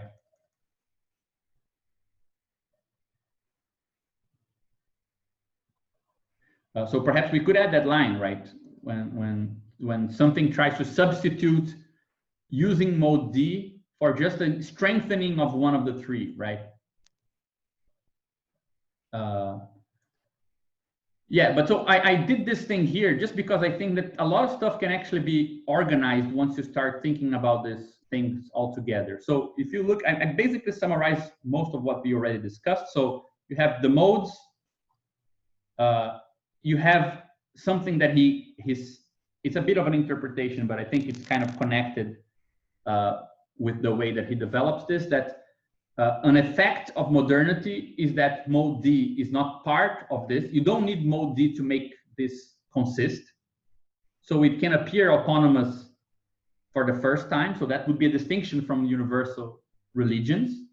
Religion was still something like here inside, and it was needed to make sense of, to extend the reach of mode B. But with capitalism, you don't need religion in that place. You don't need that sort of universality, because that's already the universality of the commodity form. Religion can take many other roles. So I think it's a point of Lacan, for example, that this segregation of religion out of the social formation makes it return as a symptom. You get this also from Eric Santner's thesis that what Freud calls death drive is actually just a sort of excess of sovereignty that is no longer contained in sort of religious form. So once you have popular sovereignty and people are, let's say, not only themselves, but also they all carry a bit of the second body of the king, right? Everyone is a bit out of this world. Everyone, you don't really know where to look to see the whole, like you could see the whole society through a king. That sort of excess of representation is spread out onto everyone. So that's kind of Lacan's thesis. And Badiou's thesis is that, well, modernity already undoes, capitalism always undoes all the ties by itself. So we can start thinking about generic procedures or inhuman things as a form in their own right, and not really confused with religion, right? And then you get, I added here, so always so state, nation, and capital, they're actually the product of the connection between the three. They're not like separate forms. They depend on the things being together in modernity to make sense. And where you have the state, the negative is the revolution, right? So if you move here to the outside, to the thing that is not the triad, you would get it, that's a revolution. If you move out of the triad towards the mode A, you get the war, which would be a sort of negation, and the crisis also moves this way, right? I try to kind of map stuff into here. So recognition, which you get in this sort of contractual, mutual recognition of both parties, and again in the monarch and so on, would be a sort of interpersonal form that follows from the social contract. The idea of identity would follow from the sort of form of communities, and class would be what the sort of grouping that follows from capital. Property is something in our current terms that actually is between value and the contract, right? The private property. The fetish is something that is in between mode A and mode C. That's no wonder that we were talking about this earlier. But cultures are also something that are in between mode B and mode A, the sort of inner product of a nation, but at the same time, it's a way to interpret or protect yourself or represent what goes on at the state level, right? Which is like a Jameson, but also Hegelian thesis. And then I just added it, I think, which is the most weird thing here, which is nowhere clear in Karatani, the idea that you have, not only do you have, let's say, the positive version of a term, the unstable version of a term, but you also get the sort of paradoxical inside that it's outside version, right? So you get a paradox of sovereignty in the state, which is when somebody is right inside, but also outside in relation, for example, with the citizens, right? You get the paradox of sacrifice because you are at the utmost level of reciprocity, and in order to construct something with the other, you destroy something. So at the level of giving something to the other, you have nothing to give, you destroy something in the inside. So again, it's an inside that is actually going outside, right? And then you have the paradox of concrete and abstract labor, which again is something which is the inside, but it's also outside. It is the private production in your own terms of something, but somehow that's already codified by the other, right? It's codified by the average social, how do you say it in English? Socially necessary labor time. So there are three forms of, let's say, something that is inside, but it's connected to the outside, but you cannot really tell where it's at.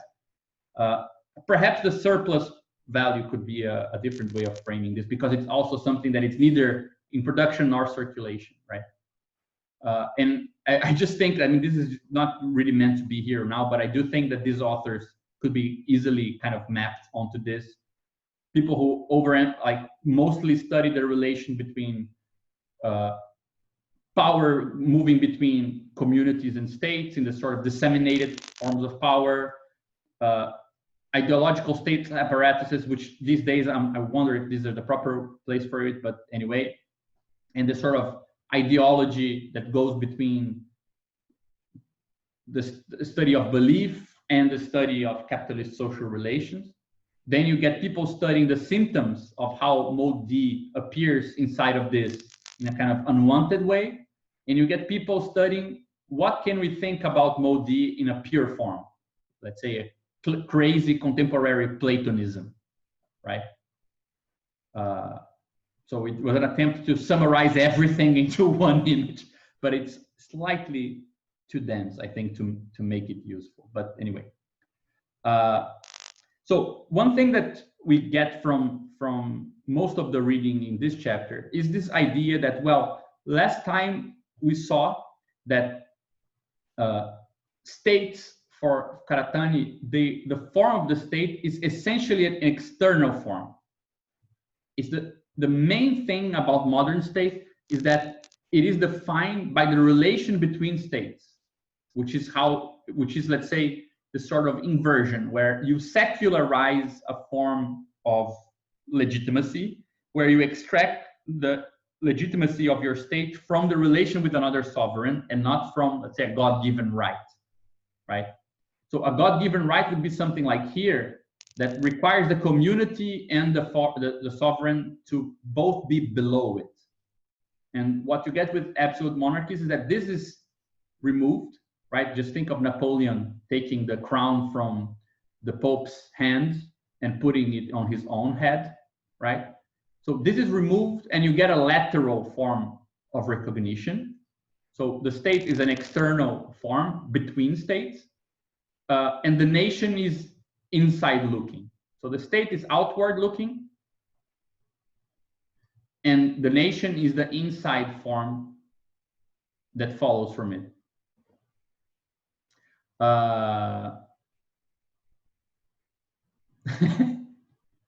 Yes, a nice back to so yeah, and so last time we focused mostly on this part, right? So we saw that modern state is based on lateral recognition, that it infects the inward part of capitalist production with a sort of generalized form of bureaucracy, that it allows for the enclosure of what he calls fictitious, it's not fictitious, fictitious commodities. So land, labor, and money itself, they are not themselves commodities. They're not themselves bought and sold. Their money would be a means of buying and selling. Labor is a very condition of production, and land as well. And you need the states to turn these things into commodities themselves, right? So all of this we saw last time. And now what we're seeing is actually this side of the equation, which is how Karatani spends a long time talking about how nation is not only, let's say, the proper internal form for a state capital formation, but it's also a sort of resistance against state capital. So it's interesting to see that, and he makes this point that it's not really that nations are, let's say, secretly religious. He makes the claim that, well, Benedict Anderson, like everyone who sees national sentiment, tends to feel like this is kind of irrational, therefore it probably is religious, a return of religion. But for Karatani, if that's not the point is that most of the agrarian communities were religious. That's why the national feeling tends to be religious, simply because it's returning something of the community form, not because it's returning something of religion. But it's important because we already saw the lateral recognition between states doesn't require the transcendental kind of validation. Now, the idea that universal religions give us the sort of resistant feeling of solidarity against social disintegration, you don't need religion for this as well. You get a sort of national sense of unity to to kind of counteract state itself. So that's integrated through the nation. You don't need universal religions to make that, right? And he also spends a long time talking about the creation of the working class. So he says, between state and capital and the enclosure of labor, you only produce a mass of dispossessed people here. People who have no means of production. It takes the nation, a kind of national project, to form everyone through schools, through kind of codification of rules, and to the military work that is actually aimed inside in times of peace, to produce here a class of people who work in a disciplined way and capable of actually being integrated into the mass of employable people. So ultimately, you need this tripartite structure here to make a sort of minimal unity of capitalism. And you see that these things have segmented space, right? And the thing that is being disseminated through these segments is the dominant form, which is mode C. So I'm not going to go into the details of the nation. I mean, there are a lot of interesting stuff we could talk about, and I hope we can get back to this next time. I think that let me just see if I have it here. Yeah, I'll leave this to this. I think I would like to kind of try to give a bit of attention to the way that he starts introducing associationism after he talks about the nation. Because the first thing that he does is to talk about the sort of tension between socialism and religion, how if you look to the leveler movement, actually I really, really recommend a book by a guy called Oliver Feltham.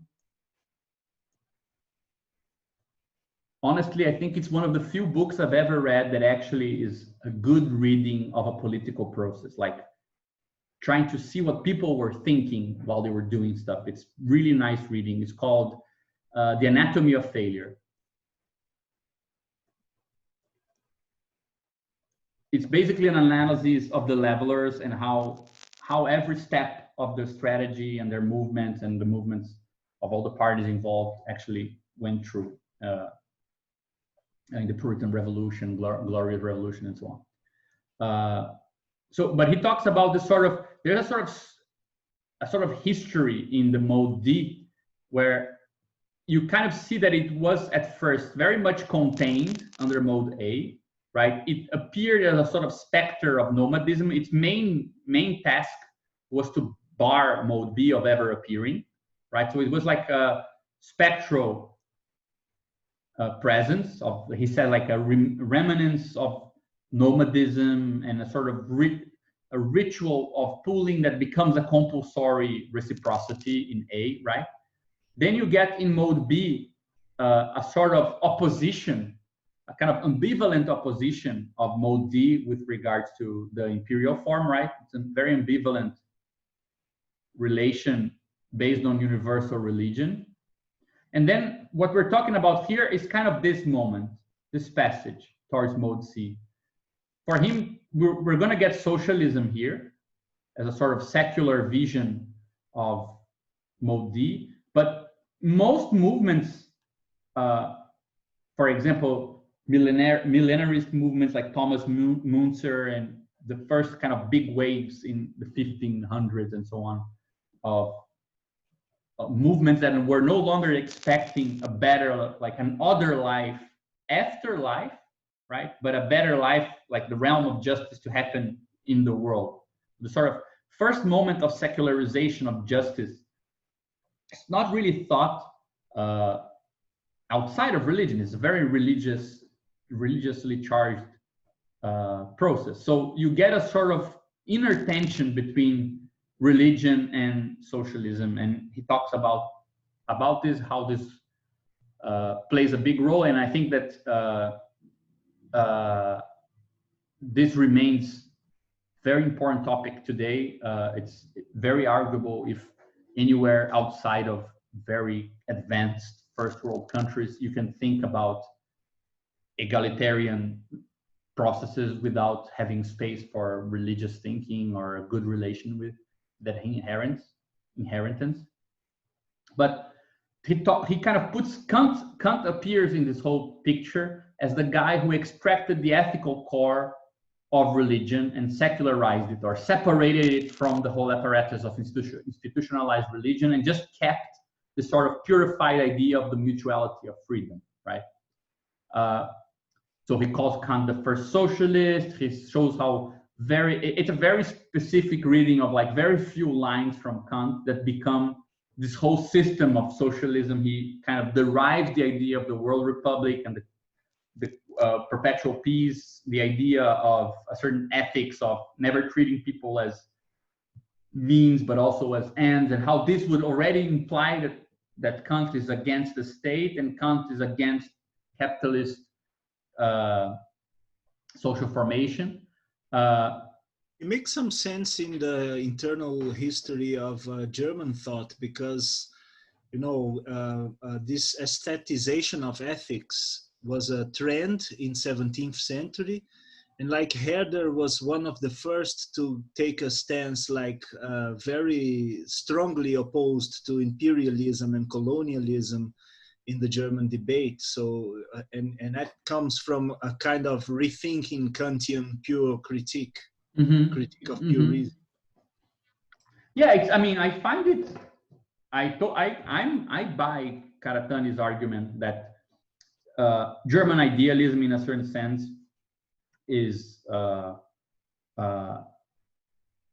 trying to work through this problem of what is a transcendental without transcendence, right? And you get many answers to this, and they all have this sort of feel of. I mean, it's the beginning of a process that I think it's unheard of, right? Where philosophy is actually gonna have a role to play in political vision, and that is not external to it. Yeah. So that's definitely something historically changing. But I feel like Karatani is interested in kind of making. I mean, it perhaps goes back to the thing we're talking about, the sort of coarse-grained reading of stuff. Like he's very happy to take Kant for the representative of this whole process. Like it's not like the fine-tuning of it between all these guys. Yeah. So Fichte, who was actually the most politically minded of them all, perhaps. Yeah. Is treated in as a bad way, actually. Yeah, he actually went into it. But there is nothing to be taken from him, and like things are very kind of. No, I think there's his argument on Kant being the first socialist. But anyway, the argument of this tension between socialism and religion, I think it's very witty and very interesting, because we have many examples of this. Even Engels himself talking about the similarity of primitive Christians to modern day socialists. But especially here in Latin America, I think that what called my attention was Karatani saying that socialist movements as atheist movement is something quite new. Yeah.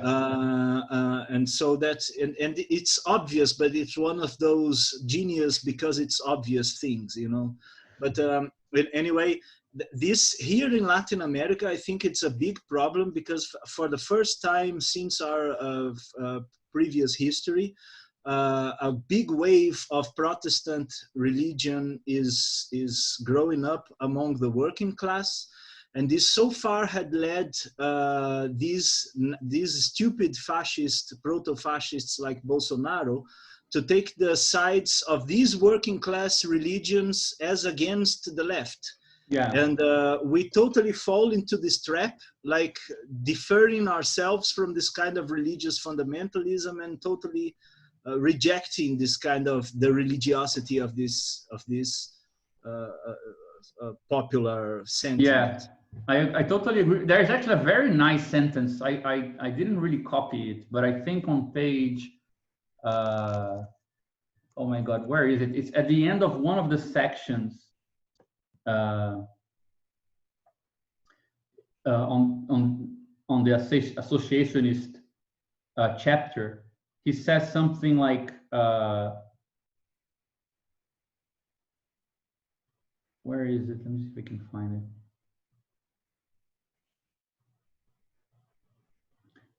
I found it very kind of touching to see this quote that, yeah, I don't know where it is, because it doesn't seem like it's something that he experiences politically, but he seems to be very sensitive to it when he says, you know, what right do first world, he says this, one final comment, it's on page 233, the last paragraph, he says, one final comment. Today, many postmodernists who laugh at the notion of the idea of history are themselves former Marxist-Leninists who once believed in a constructive idea. Wounded by their former belief, they now reject ideas in general and escape into various forms of cynicism and nihilism. But their assertions that socialism is simply an illusion, that is simply another grand narrative, are of little use to people who are stuck living the wretched reality of global capitalism.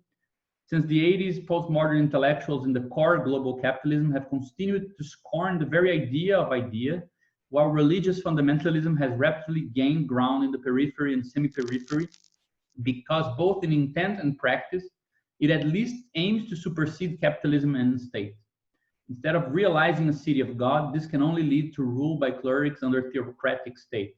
But what right do intellectuals in advanced capitalist countries have to laugh at this? Found this, okay. Well, I would like my friends here in Brazil to read this quote.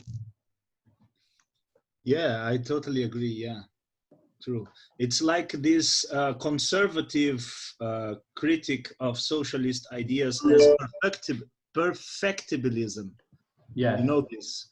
Like there is, one have to accept reality like it is.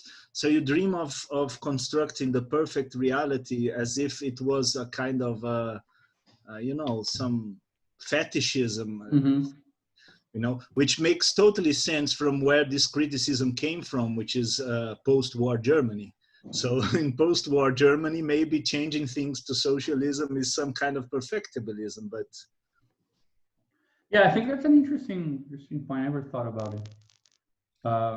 Strikes me that like his it's reminiscent of like Foucault in Iran and the Iranian Revolution, which is like, you know, they're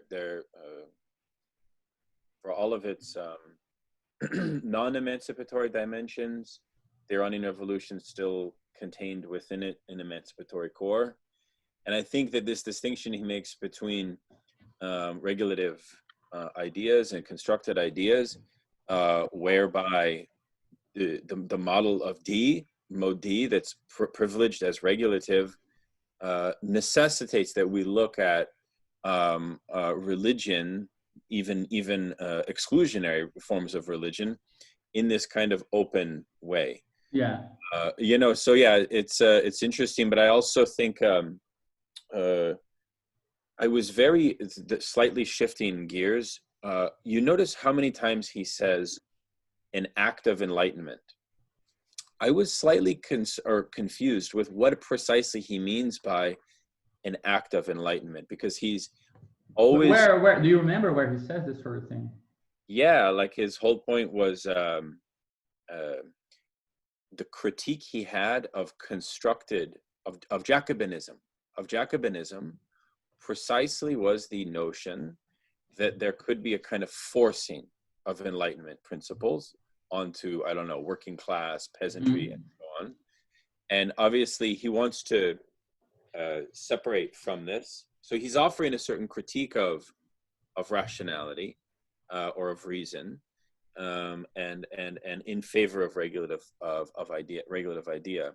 But what that implies then is a sort of like strange privileging of subjectivity, which is sort of abandoned or wildly free or sort of left to its own devices, maybe even in a voluntarist sense. I don't know. Yeah, I mean, I do think that, I mean, from his reading of Kant, I mean, especially the way that he presents the regulative idea, you can see that regulative idea means that the rational point in politics, the reason in politics can pose the problem, which is, let's say, the problem of the analogy, right? You have term A is to B, and then you know that C is to, and then you don't know what comes here. Like, you can pose this problem, but you need experience to give the answer, right? So that's basically, if reason poses a problem and experience gives us the answer, that's basically an experimental perspective. So when it's still rationally coded, you're not just winging it and be things as they may, but you cannot talk about the content of a form not empirically, right? Whereas the problem of constructive ideas would be that, I mean, I would even say that I don't think the Jacobinist is the best example, because they were winging it mostly. Retroactively, it seemed like it was very kind of imposing, but part of the idea of terror is the idea that you have no fucking clue of what's going on. You just know you don't want corruption, right? I think that what we call scientific socialism is a better claim of constructive ideas, because it's all about the idea that you can kind of rationally derive the proper form of things, not from empirical analysis, but from scientific political analysis, right? And that's exactly what, in that little story we're talking about the peasants in Russia, that's what Lenin did. He says, I don't know how to solve the problem of the average peasant. Well, if we turn him into a worker, then I will know what to do. So if we militarize production in the field, you turn that problem into a solution, right? And I would say that even though he puts Mao Zedong in the same category, the idea of cultural revolution is a bit more regulative, perhaps, in the sense that, well, let's see what springs from there, right? The very idea that his whole text called Against the Idolatry of Books is a good example of how to bar a sort of pseudo mathematics of the scientific socialist. Like, stop fucking taking things out of books and go talk to people, right? But I mean, he has he gives that very coarse-grained idea of this. The only thing I think is worth mentioning is that I don't remember, I mean, any book where I see Proudhon treated so closely to Marx as in this. I mean, from this this whole perspective here, where he talked about Proudhon and Marx, and Stirner, in fact, appears again here, again in a good light. Blanqui is also brought in a nice way. Feuerbach is also treated in a nice light. You get a sort of, I mean, you can see that he doesn't really make a difference for him if associationism is that perspective from which communists or socialists and anarchists, they're kind of indistinguishable, right? Yes, you can have state socialism, but that's the different thing for him. I find it an interesting thing that he doesn't really mention communism in the book, right? It's not a word that he likes. But I mean, the two main things that I think he talks about that those empirical forms emerging out of political practice that have, he'll get to the point of saying that they're putting Modi into actual practice, are cooperatives in opposition to labor unions. So labor unions would be a sort of negotiation with the wage system, where cooperatives would be attempt to actually reorganize production in a way that is not based on the wage system.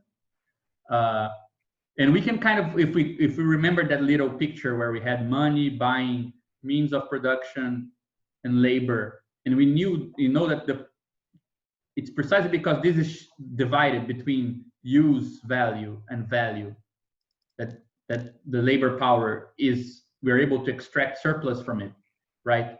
The moment that this is no longer treated as a commodity, right? And also, therefore, it's no longer reliant on mode A outside, but this is reorganized, and the value of labor is no longer commodified, and the use value of labor is actually defined by laborers themselves, so the community of laborers, this is actually a shift in the very structure of this thing, right? Whereas if you have unions fighting to raise this thing here, you're not really shifting that divided structure, right? It's in place. So you get the division there. There's a really nice text that I recommend if you want to understand like how this idea of joint stock companies could come together with cooperatives into a kind of different sort of form. I really recommend this idea. It's called Venture Commune. It's a project, I think, I forgot the name of the guy, Kleisner, I think. Dimitri Kleisner, and there is a British Marxist called Ian Wright who wrote on it as well. Which is a really nice, Dimitri Kleiner, sorry, yeah. Kleisner. It's a really interesting idea of how to use venture capital, the structure of venture capitalism, tied together with cooperatives to form a sort of really different unity that has a potential for scaling. It's really interesting stuff. Anyway, he talks about labor unions, cooperatives, joint stock companies as a sort of, some mentions that Marx himself makes to the idea that, well, when you start distributing stocks, you're kind of diluting the capitalist amongst people as well. So you could imagine this form of capitalist relations as a form of proto-transition form into something else. Again, you can see also why it is a sort of economic dissemination form that crosses a certain threshold, because to make certain level of investment, you need to have it all in one hand, right? Really rich people capable of making certain investments for certain leaps to be possible in production. But with stocks, you can actually disseminate investment amongst huge amounts of people and get that amount of people in short bits from a lot of investors, right? So it's a sort of technology, economic technology, that does allow you to kind of cross a scale threshold because it allows to integrate this in a different way. Is he basically suggesting, to sort of put it bluntly, that part of the reason that Marx was interested in joint stock companies as an emancipatory potential for, let's say, in Karatani's sense, the overcoming of Mode C, is because if surplus is no longer privatized within the structure of them, but is distributed outward based on distribution to laborers, and the shareholder is removed, then you no longer need Mode B for an enforcement mechanism. Yeah, I think is that so. kind of, in some sense, the argument? Yeah, I mean, I think it is. I mean, let me just, this is, I mean, it's worth talking about this. This is the structure of what Kleiner calls the venture commune. Just so you see, it's very simple, very, very nice idea. So he creates something he calls the venture commune. And you have here cooperatives. So co-op 1, 2, 3. Now, let's say I'm a member of this cooperative. If I'm a member of this cooperative, I'm also a member of the commune, like it's transitive, right? So what does the cooperative do? The first thing that it does is that it rents capital from these guys here, they own the assets. So cooperatives, they rent assets from the venture commune. So you rent the capital, you don't rent the labor, right? Wage labor is pretty much renting people, right? So people rent capital. It's not capital that rents people. So you rent assets here. So this makes money for the commune, right? And then, of course, you produce a certain product and you make money here, right? So, but what happens is that the laborer, he gets two forms of income. He gets a variable income that comes from here, from the collective work in the cooperative using the rented assets, like means of production, right? To produce something and then sell it. And as a stockholder of the venture commune, he gets a fixed income from the value of the renting assets. So you get a basic rent, basic income that is not state-based.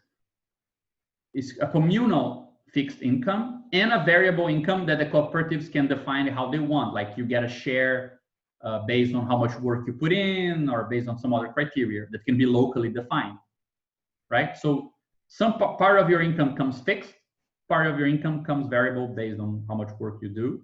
And this variable, this venture commune here, it doesn't need to stop at 3, it can have other cooperatives, right? And it can also exchange in other ways, like selling assets and things like this.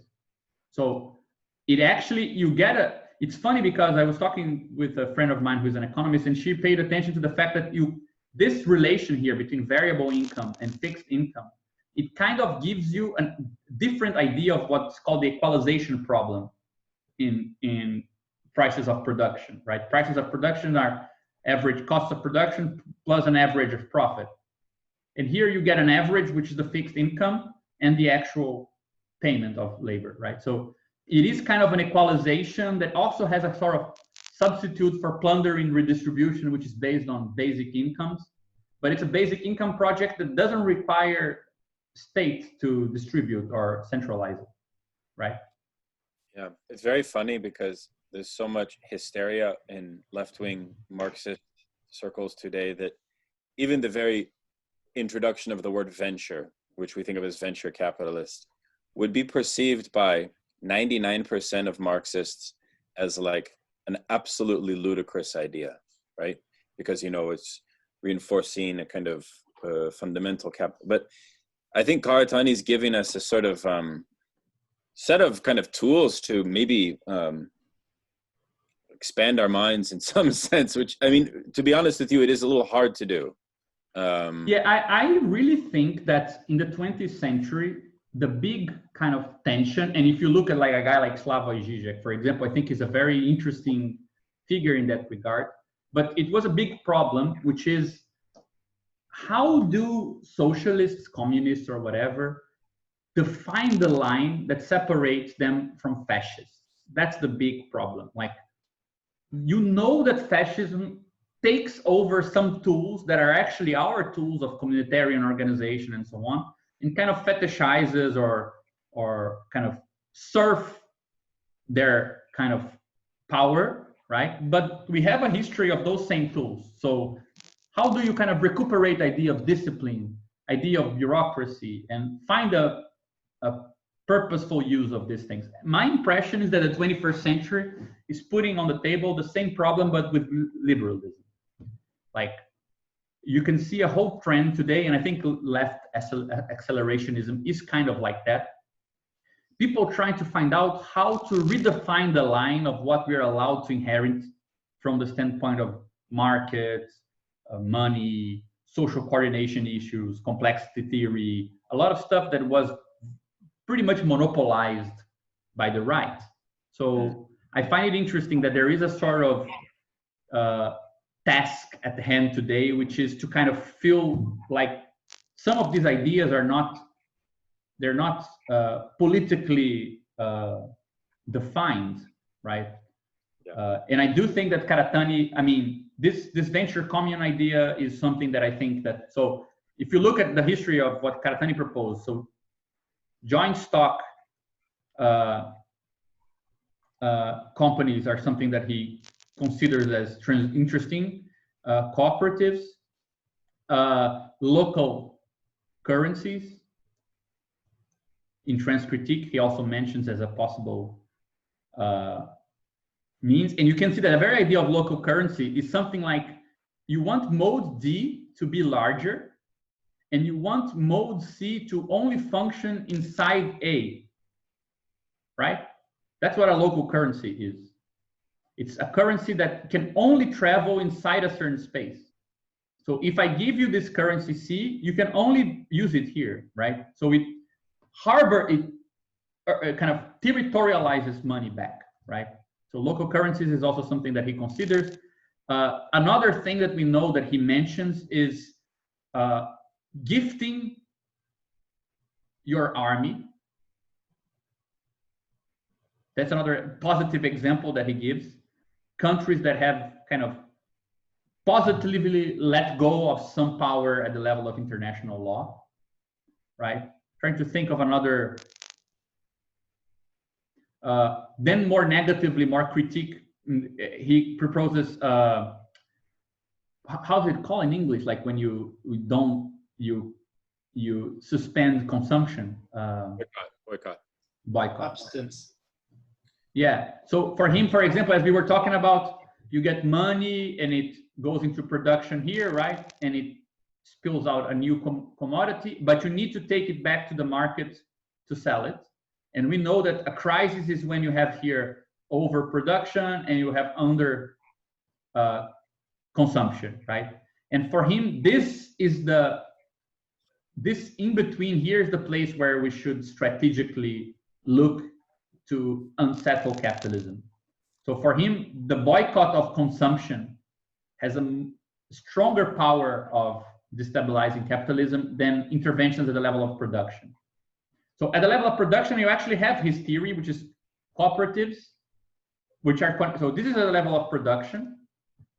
Joint stocks at the level of circulation, right? Together with local currencies, and boycotts are consumption. So and together with kind of local currencies as well, right? And this is kind of international law. So you get a kind of, there is a kind of an idea, right, of stuff to do, I would say, around all of this. I just wanted to say, we do have the Associationist Manifesto that Karatani is involved in, which sort of is sort of the concrete effort to manifest these ideas in actual practice. And it dawns on me, we may want to invite one of the members of that associationist cohort, maybe. Yeah, I tried to contact some people, man. It's not easy. Did you hear from them? Yeah, they kind of they did a lot of stuff between 2002, 2005, I think. Yeah. But then you can't really find much. Just to close off, like I tried this thing here. Like I went through the book again. And I tried to see what appeared of mode D under the other modes, right? And the sort of what he had to say about what he had to positively say about it, and what was a sort of not really, or kind of a limit of it under each mode, right? So in mode A, we get D appearing as a sort of specter of nomadism. It's very kind of, it's not religious, because religion for him here is totally restricted to mode A. So gifts and magic, they are mode A. There's nothing mode D about these things, right? They're all about dominating the other through the gifting. But there is a sort of permanence of nomadism, permanence of seeing everything as a surplus, right? So you cannot keep anything, you don't ask anything in return because there's no reason to keep it, right? So you get it kind of appearing in the restricted pooling inside reciprocity, so inside the household. And you get a sense that the reason why the state was not formed was because of this ritualist kind of remnants of nomadism, right? So mode D in mode A appears both as pooling, which is its positive view, and as a sort of blockage from the state from below, right? As we were saying, if you start accumulating, when you reach a certain threshold, it starts off counting negatively, and it's better to give back than to keep accumulating, right? So it's a sort of threshold here of surplus. It's better either to exchange with others, which is mode C, or to give it back to the community rather than, so it's a kind of threshold that prevents mode B from appearing. So that's how I see it in mode A. In mode B, which is where it gains a religious form, and we can now understand why that's accidental, because once you need the religion of many communities, you cannot have gift and magic and animism working this sort of homogenization of the background, right? You need something else which is intrinsically connected with otherness, and at the same time, so it has some feel for an untamable other, but at the same time makes a community. So you get this idea of universal religions. They are in a sort of lateral relation to the mode B. So they're kind of fighting with mode B as equals almost. So you get like monarchs having a fight with the Roman church. You get the idea that these prophets appear in a critique of empires, but at the same time, they are very ambivalent because since they have the same form, they can always be reintegrated, let's say, right? So on the one hand, you get a sort of formation of communities that are not based on kin, and you have a lateral critique of empires, but it's a very ambivalent role. Whereas in the mode A, you had a compulsive structure appearing, right? So you didn't get to have a gift. You had to have a gift and a counter gift, right? So you get this compulsivity, which kind of doesn't really make it what we're looking for. Then in mode C, you get a sort of secularized ethics, again, kind of displaced from the religious core. You get a non-communitarian equality, so an idea of equality that is distinguished from fraternity, right? And you get a sort of critique of the state from above. That's what, I mean, we didn't go through it, but that's what he talks about, permanent revolution, this idea that the critique of the state appears from something that is not, doesn't have the form of the state, or doesn't want to have the form of the state. He wants to, let's say, supersede it and not return back to it. So that's why I suggest that this is from below. This is like lateral, because universal religions are kind of God and the king. They're fighting for the same space, right? And the international is actually trying to see from above the state, right? To something that is slightly bigger than the state. But we have a scalar limit here, because to be able, even the ideas of permanent or simultaneous revolution, or the idea that, well, this cannot work in one place because the external pressure will make the state reform, because the state is actually an external form, right? It's slightly different from these places here, where you have a compulsive limit. So this specter returns as a ritual, right? You have an ambivalent problem here, because this lateral critique has kind of the same form. It's transcendent, right? And here we have a problem, which is we cannot really imagine anywhere else to go, but it's hard to imagine what it means to be bigger. So when he talks about cooperatives, he talks about their limits. They cannot compete with capital at a grand scale. He talks about the Soviets and this sort of communal forms, but they are too local to really become stable, right?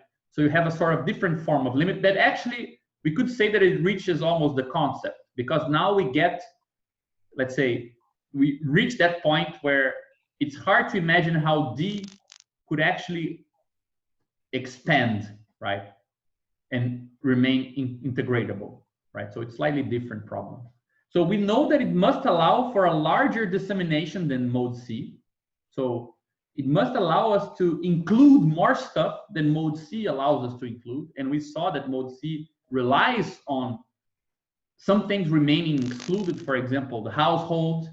It cannot include the commons without the state making that intervention, and so on. It must be able to integrate this space. So it must be able to be the form through which you see the whole, rather than, for example, a small experiment, but the whole is actually integrated through capitalist circulation and so on. And we must be able to localize the other modes on it rather than inverse. So rather than having, for example, mode B that uses commodity form and communities to expand its reach, but sometimes it also requires reference to the transcendental. You need to be able to have mode D as the main, and still you can think the others here, no problem, right? So for example, Karatani's idea is that you have a world republic that is defined in large communities. These communities spread out around the world, they create their contracts under which communities and currencies can circulate, right? So for him, this would have to be bigger, this would have to be contained, and this would have to be, this actually would be contained by A, right? If A is bigger than B, B is kind of blocked, and C, right? Whatever that means.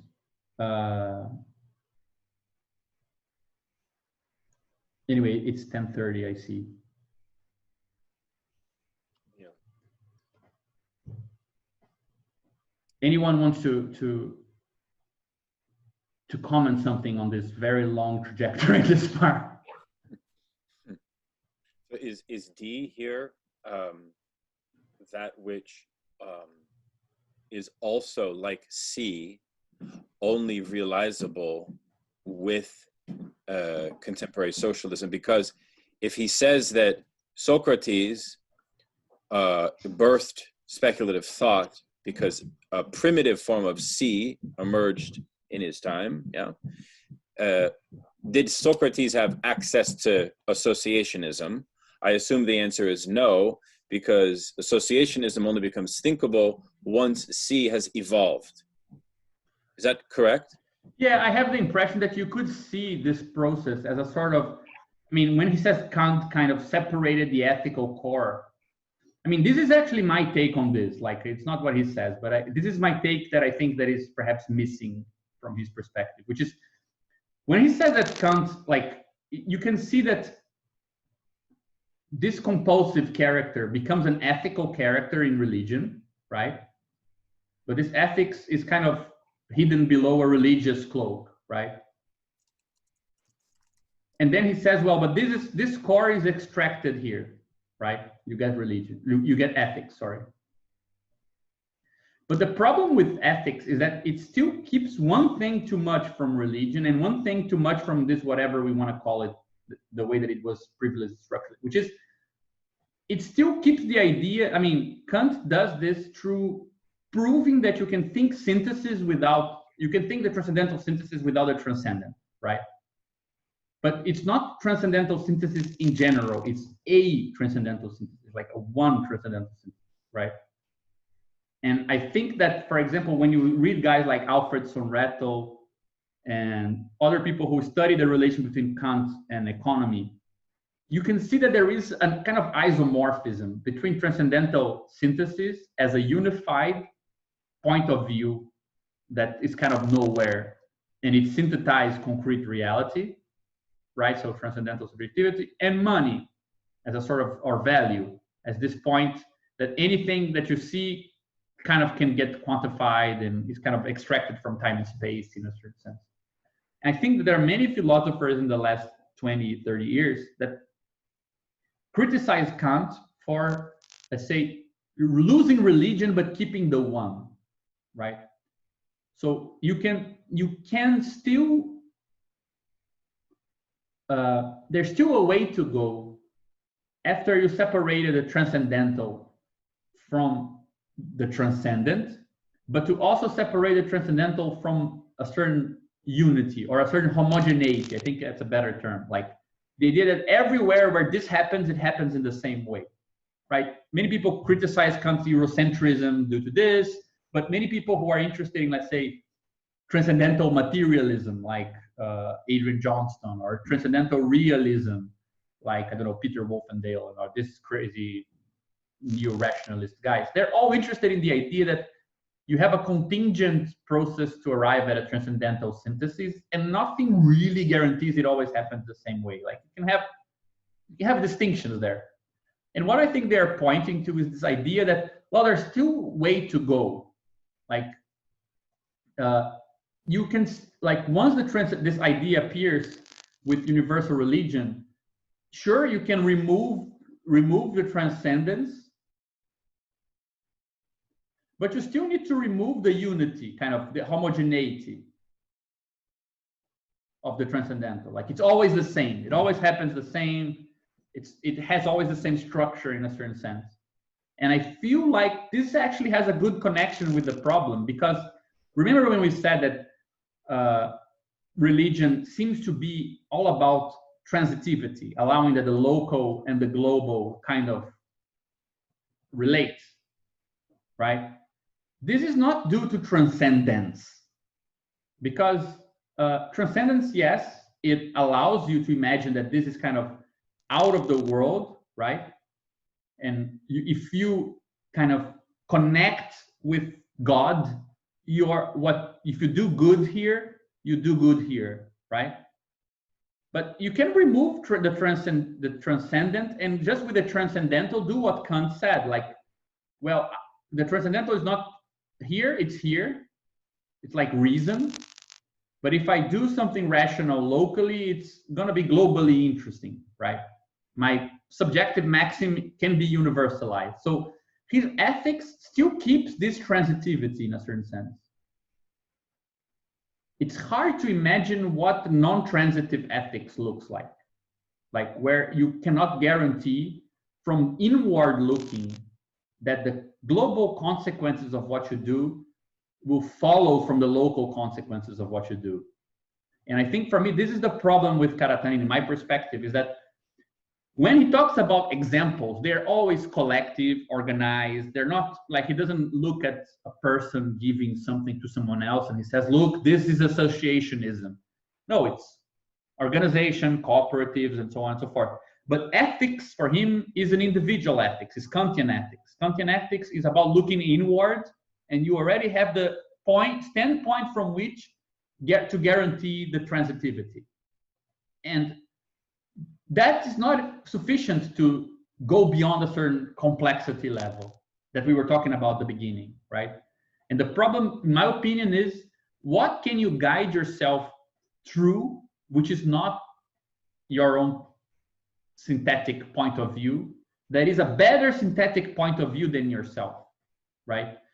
For example, some people say, oh, if you have a decentralized computational service, well, in a certain sense, I would say that the socialist calculus problem, the problem of can you plan economy or not, is a kind of Kantian problem, right? Can we come up with a social point of view from which to synthesize what is just, right? And I think that in many different fronts today, people are trying to understand how can mode D and not mode C, because mode C doesn't require this, right? The very fact that crises are disruptive and at the same time they are integratable are because capitalists, the way that you relate the global and the local, which is through prices of production, the whole transformation problem, and how surplus appears as profit rates and things like this. This equalizing is an activity. It's not a given. The value form does not guarantee social cohesion. You need to act on it. And you can exploit the difference, and you can exploit the non-transitivity between spaces. So capitalism already knows very well how to exploit the fact that scales are not transitive between themselves. The local and the global, they're not connected in such a direct way. But I wonder if we have a theory of that. And I feel like many authors are trying to kind of get their head around what it means to make a productive associationist use of this. Because we can very easily fall back on the idea that, well, if I touch on the common, for example, you have this sort of ontological communism that I really hate, like Jean-Luc Nancy. Like you have like people or communities here, right? And the idea is that being is this sort of thing that if you connect to this thing, you connect to the whole. You know, like if you live in the weakness of the poverty of, you know, our lack of being or whatever, you're guaranteed to be doing something good globally, you know, socially. Like, and it's totally true an ontological argument that there is something in all communities, in all of us, that you can guide yourself through it, and it will lead you to some sort of communal cohesion, right? It's very hard not to suppose some ontological homogeneity between social groups and think about how to coordinate sociality, right? So for me, the strongest position on this, yeah, that's a very Jean-Luc Nancy idea. Yeah, I was just dissing the guy, though. I mean, he's amazing, but yeah, I prefer when he talks about listening and not about politics. But I think that there are very strong positions today. That for me, the strongest position of this today is the whole theory of the generic as a non-unified thing. Like the idea that what you actually are getting throughout this history, looking backwards, is the history of that point of view of, let's say, inhuman, right? That's how the mode D appeared here, as a sort of intervention of something that is not quite contained, right? You would also get something here in the terms of, so here it's almost like sort of indifference between human and non-human. Then here you get a sort of transcendent other, which is also inhuman in a certain sense. And I feel like Marx's theory of the species being and Feuerbach's theory of the species being that Karatani mentions, it's that sort of going out of yourself that romantic philosophy likes a lot, right? You have the known and you step into something you don't know, and this changes who you are. But it's very good to see that it's a unified theory of this, right? Like Marx's theory, and there's a good reason why he abandoned it, is that we would have a sort of innate capability due to a sort of Epimethean property of not having properties, right? Because your labor can be the labor of anything, you might produce something new. And because that novelty is the product of this indistinct capacity, it's not something that only concerns you, it concerns humanity as a whole. So the generic was a way of thinking about a way of giving, a way of producing, that in the very act of producing was changing who you are and also connecting you to humanity. But then Marx gets to capital and he realized that the commodity form does exactly that. You dispossess people of means of production, they become laborers that are selling time and not selling particular services out of desperation and not because they're enlightened polymorphous beings. So you get a historical theory of that generic capacity, right? We're capable of doing anything because we're starving, not because this is natural. And the theory of socialization of labor is through the commodification of labor. That's how the reserve army appears, structural unemployment, and so on. So Marx didn't really have a reason to keep the theory of the generic, because that idea of a unified, indistinct capacity, which is called labor, and it's kind of abstract with no concreteness, and that connects all laborers, that's the theory of commodity form. That's not the theory of any ontological capacity, right? And I find it, yeah. Because regarding this Feuerbachian theme, young Hegelian theme, there is also the, in the 11th thesis on Feuerbach, people used to remember only one of them, but there are, I think it's the 11th, which recognizes how much idealism was more dynamic than materialism so far. Yeah, then Feuerbach. One of the points is precisely the idea that Hegel develops in his philosophy of religion, that Christian community had to have the individual as opposed, in order to recognize themselves, in order to be born as communities. This is what Feuerbach strongly rejected, the idea of the incarnation of God, as the idea that the universal appears within the individual, and this is the step for community being. This kind of, I wonder if there isn't this the same problem here, because we tend to romanticize, as he used the word, this collective associationism, but at the same time, what you see in the conditions of the working class is a kind of resistance to this fully community engagement. You always have this, you know, this leadership, the face of the masses appears in the individual as opposed to the community bond. I don't know if I made myself clear, but you have the individual playing a part here too. Yeah, I totally agree with you. And I mean, to answer the first question, like about the meeting regarding where, right? Where is the world revolution? I think that there is a good reason why this.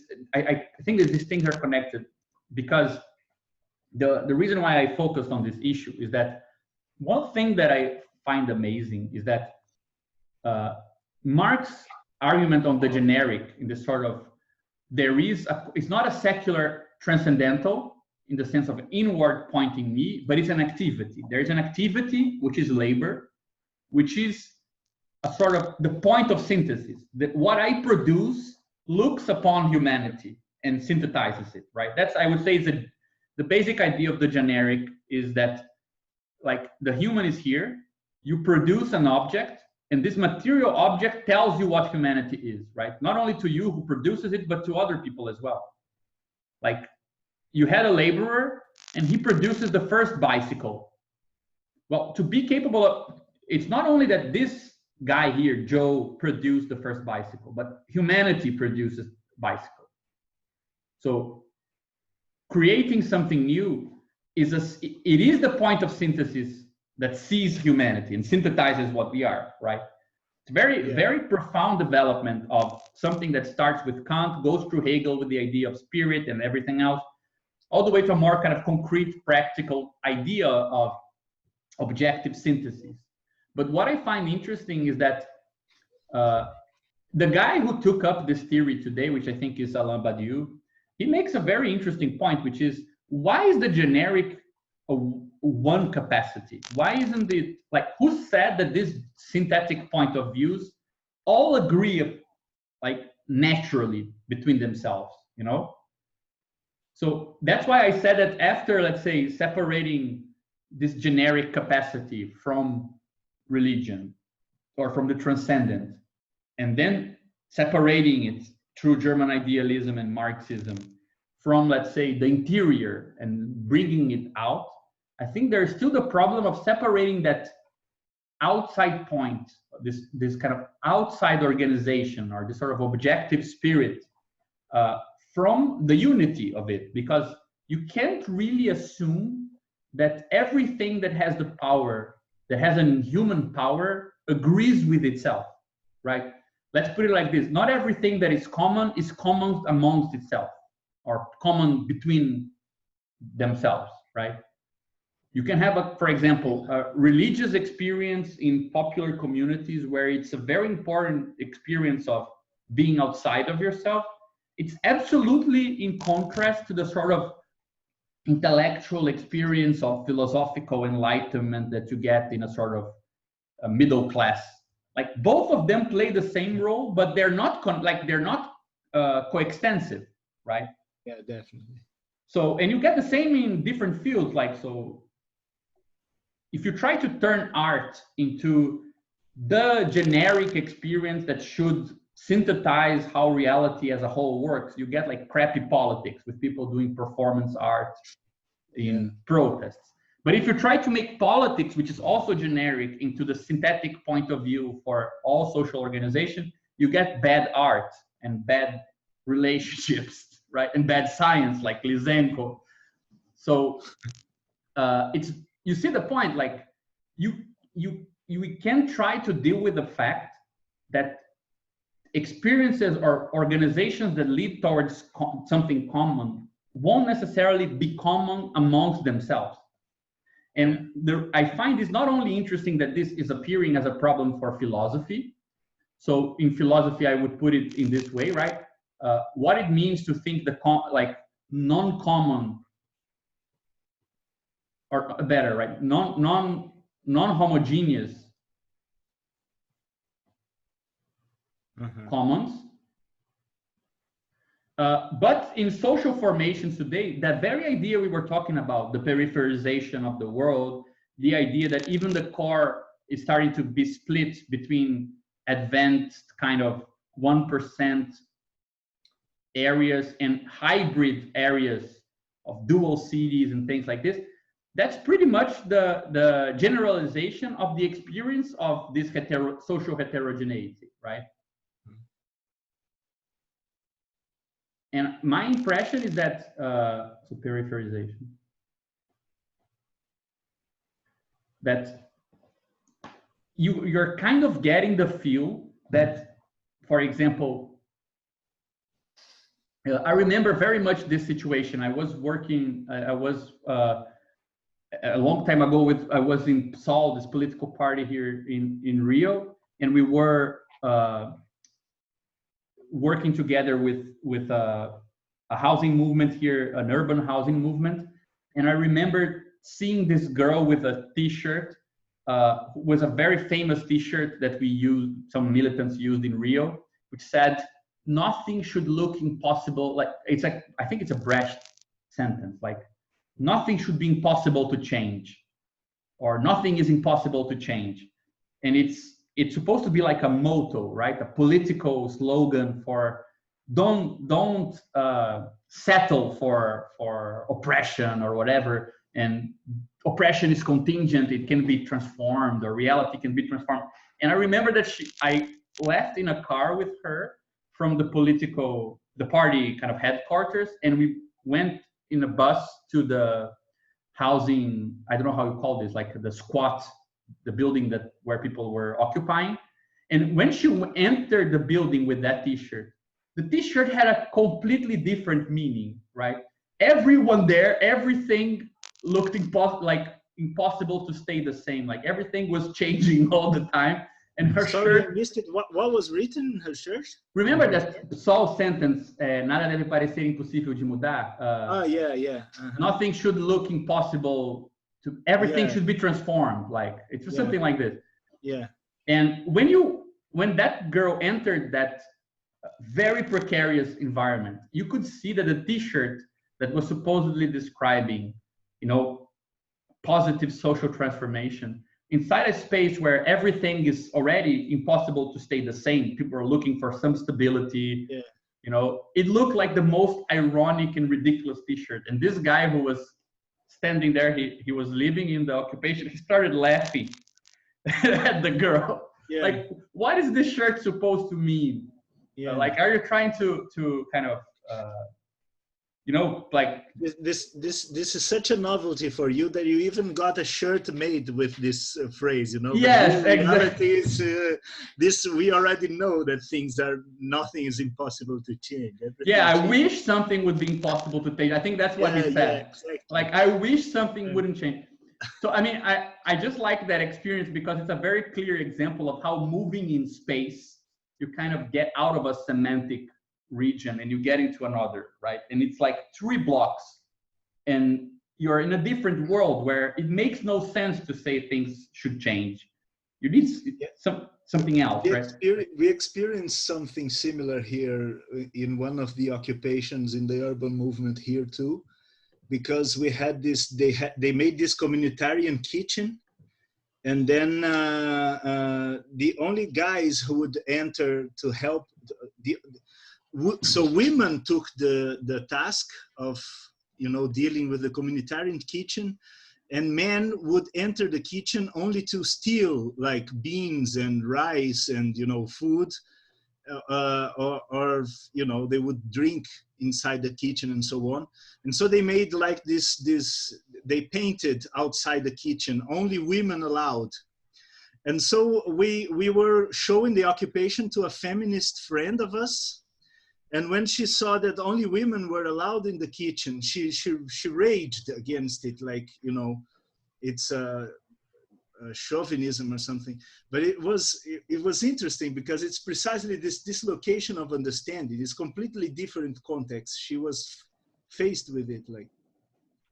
Yeah, I think that's the sort of experience we get a lot here. Like, you try to universalize this common grounds of socialist struggle and idea of equality and so on, but the terrain is so hybrid that what actually guarantees universality changes from place to place.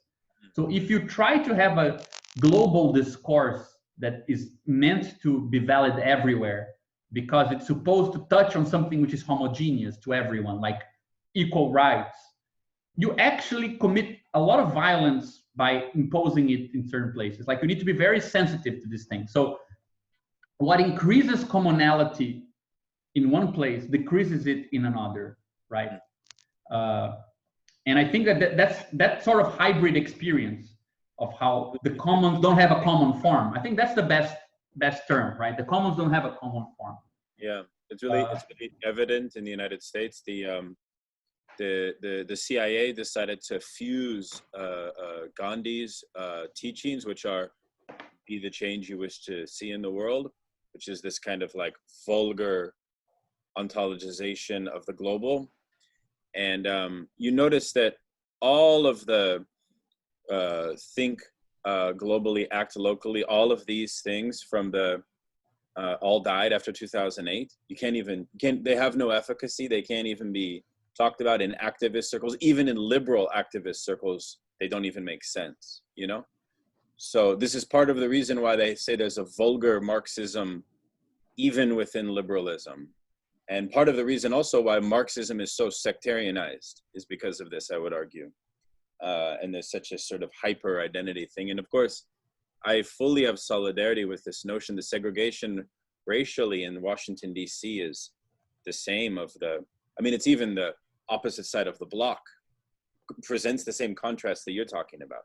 Mm-hmm. So anyways, shall we conclude? Sure, it was a lot already. It's great, man. You did a fabulous job, and we're excited for next time. Does anybody have any final thoughts, comments, questions? Maybe if you don't ask now, you'll forever hold your peace. Oh, somebody's clapping. That's not a question. Yeah, man. No, you deserve a clap. So thank you very much. I said, I mean it. I want to get that insane graph. We should do something with that. Like, I don't know. It should be. We did. We met 5 times to talk about this stuff. We're doing something with it. I want more of it. I love it. You can do it. Feel free. The graphs don't belong to anyone. They're mostly. You guys need a T-shirt, just like that girl's T-shirt. Yeah, buttons and caps and things like that. For the plenary, we can order T-shirts. Well, if I'm too fanatics, I can make a tattoo of it. Okay, very well. Be well, everyone. See you guys. As always. See you. Thank you. Bye-bye.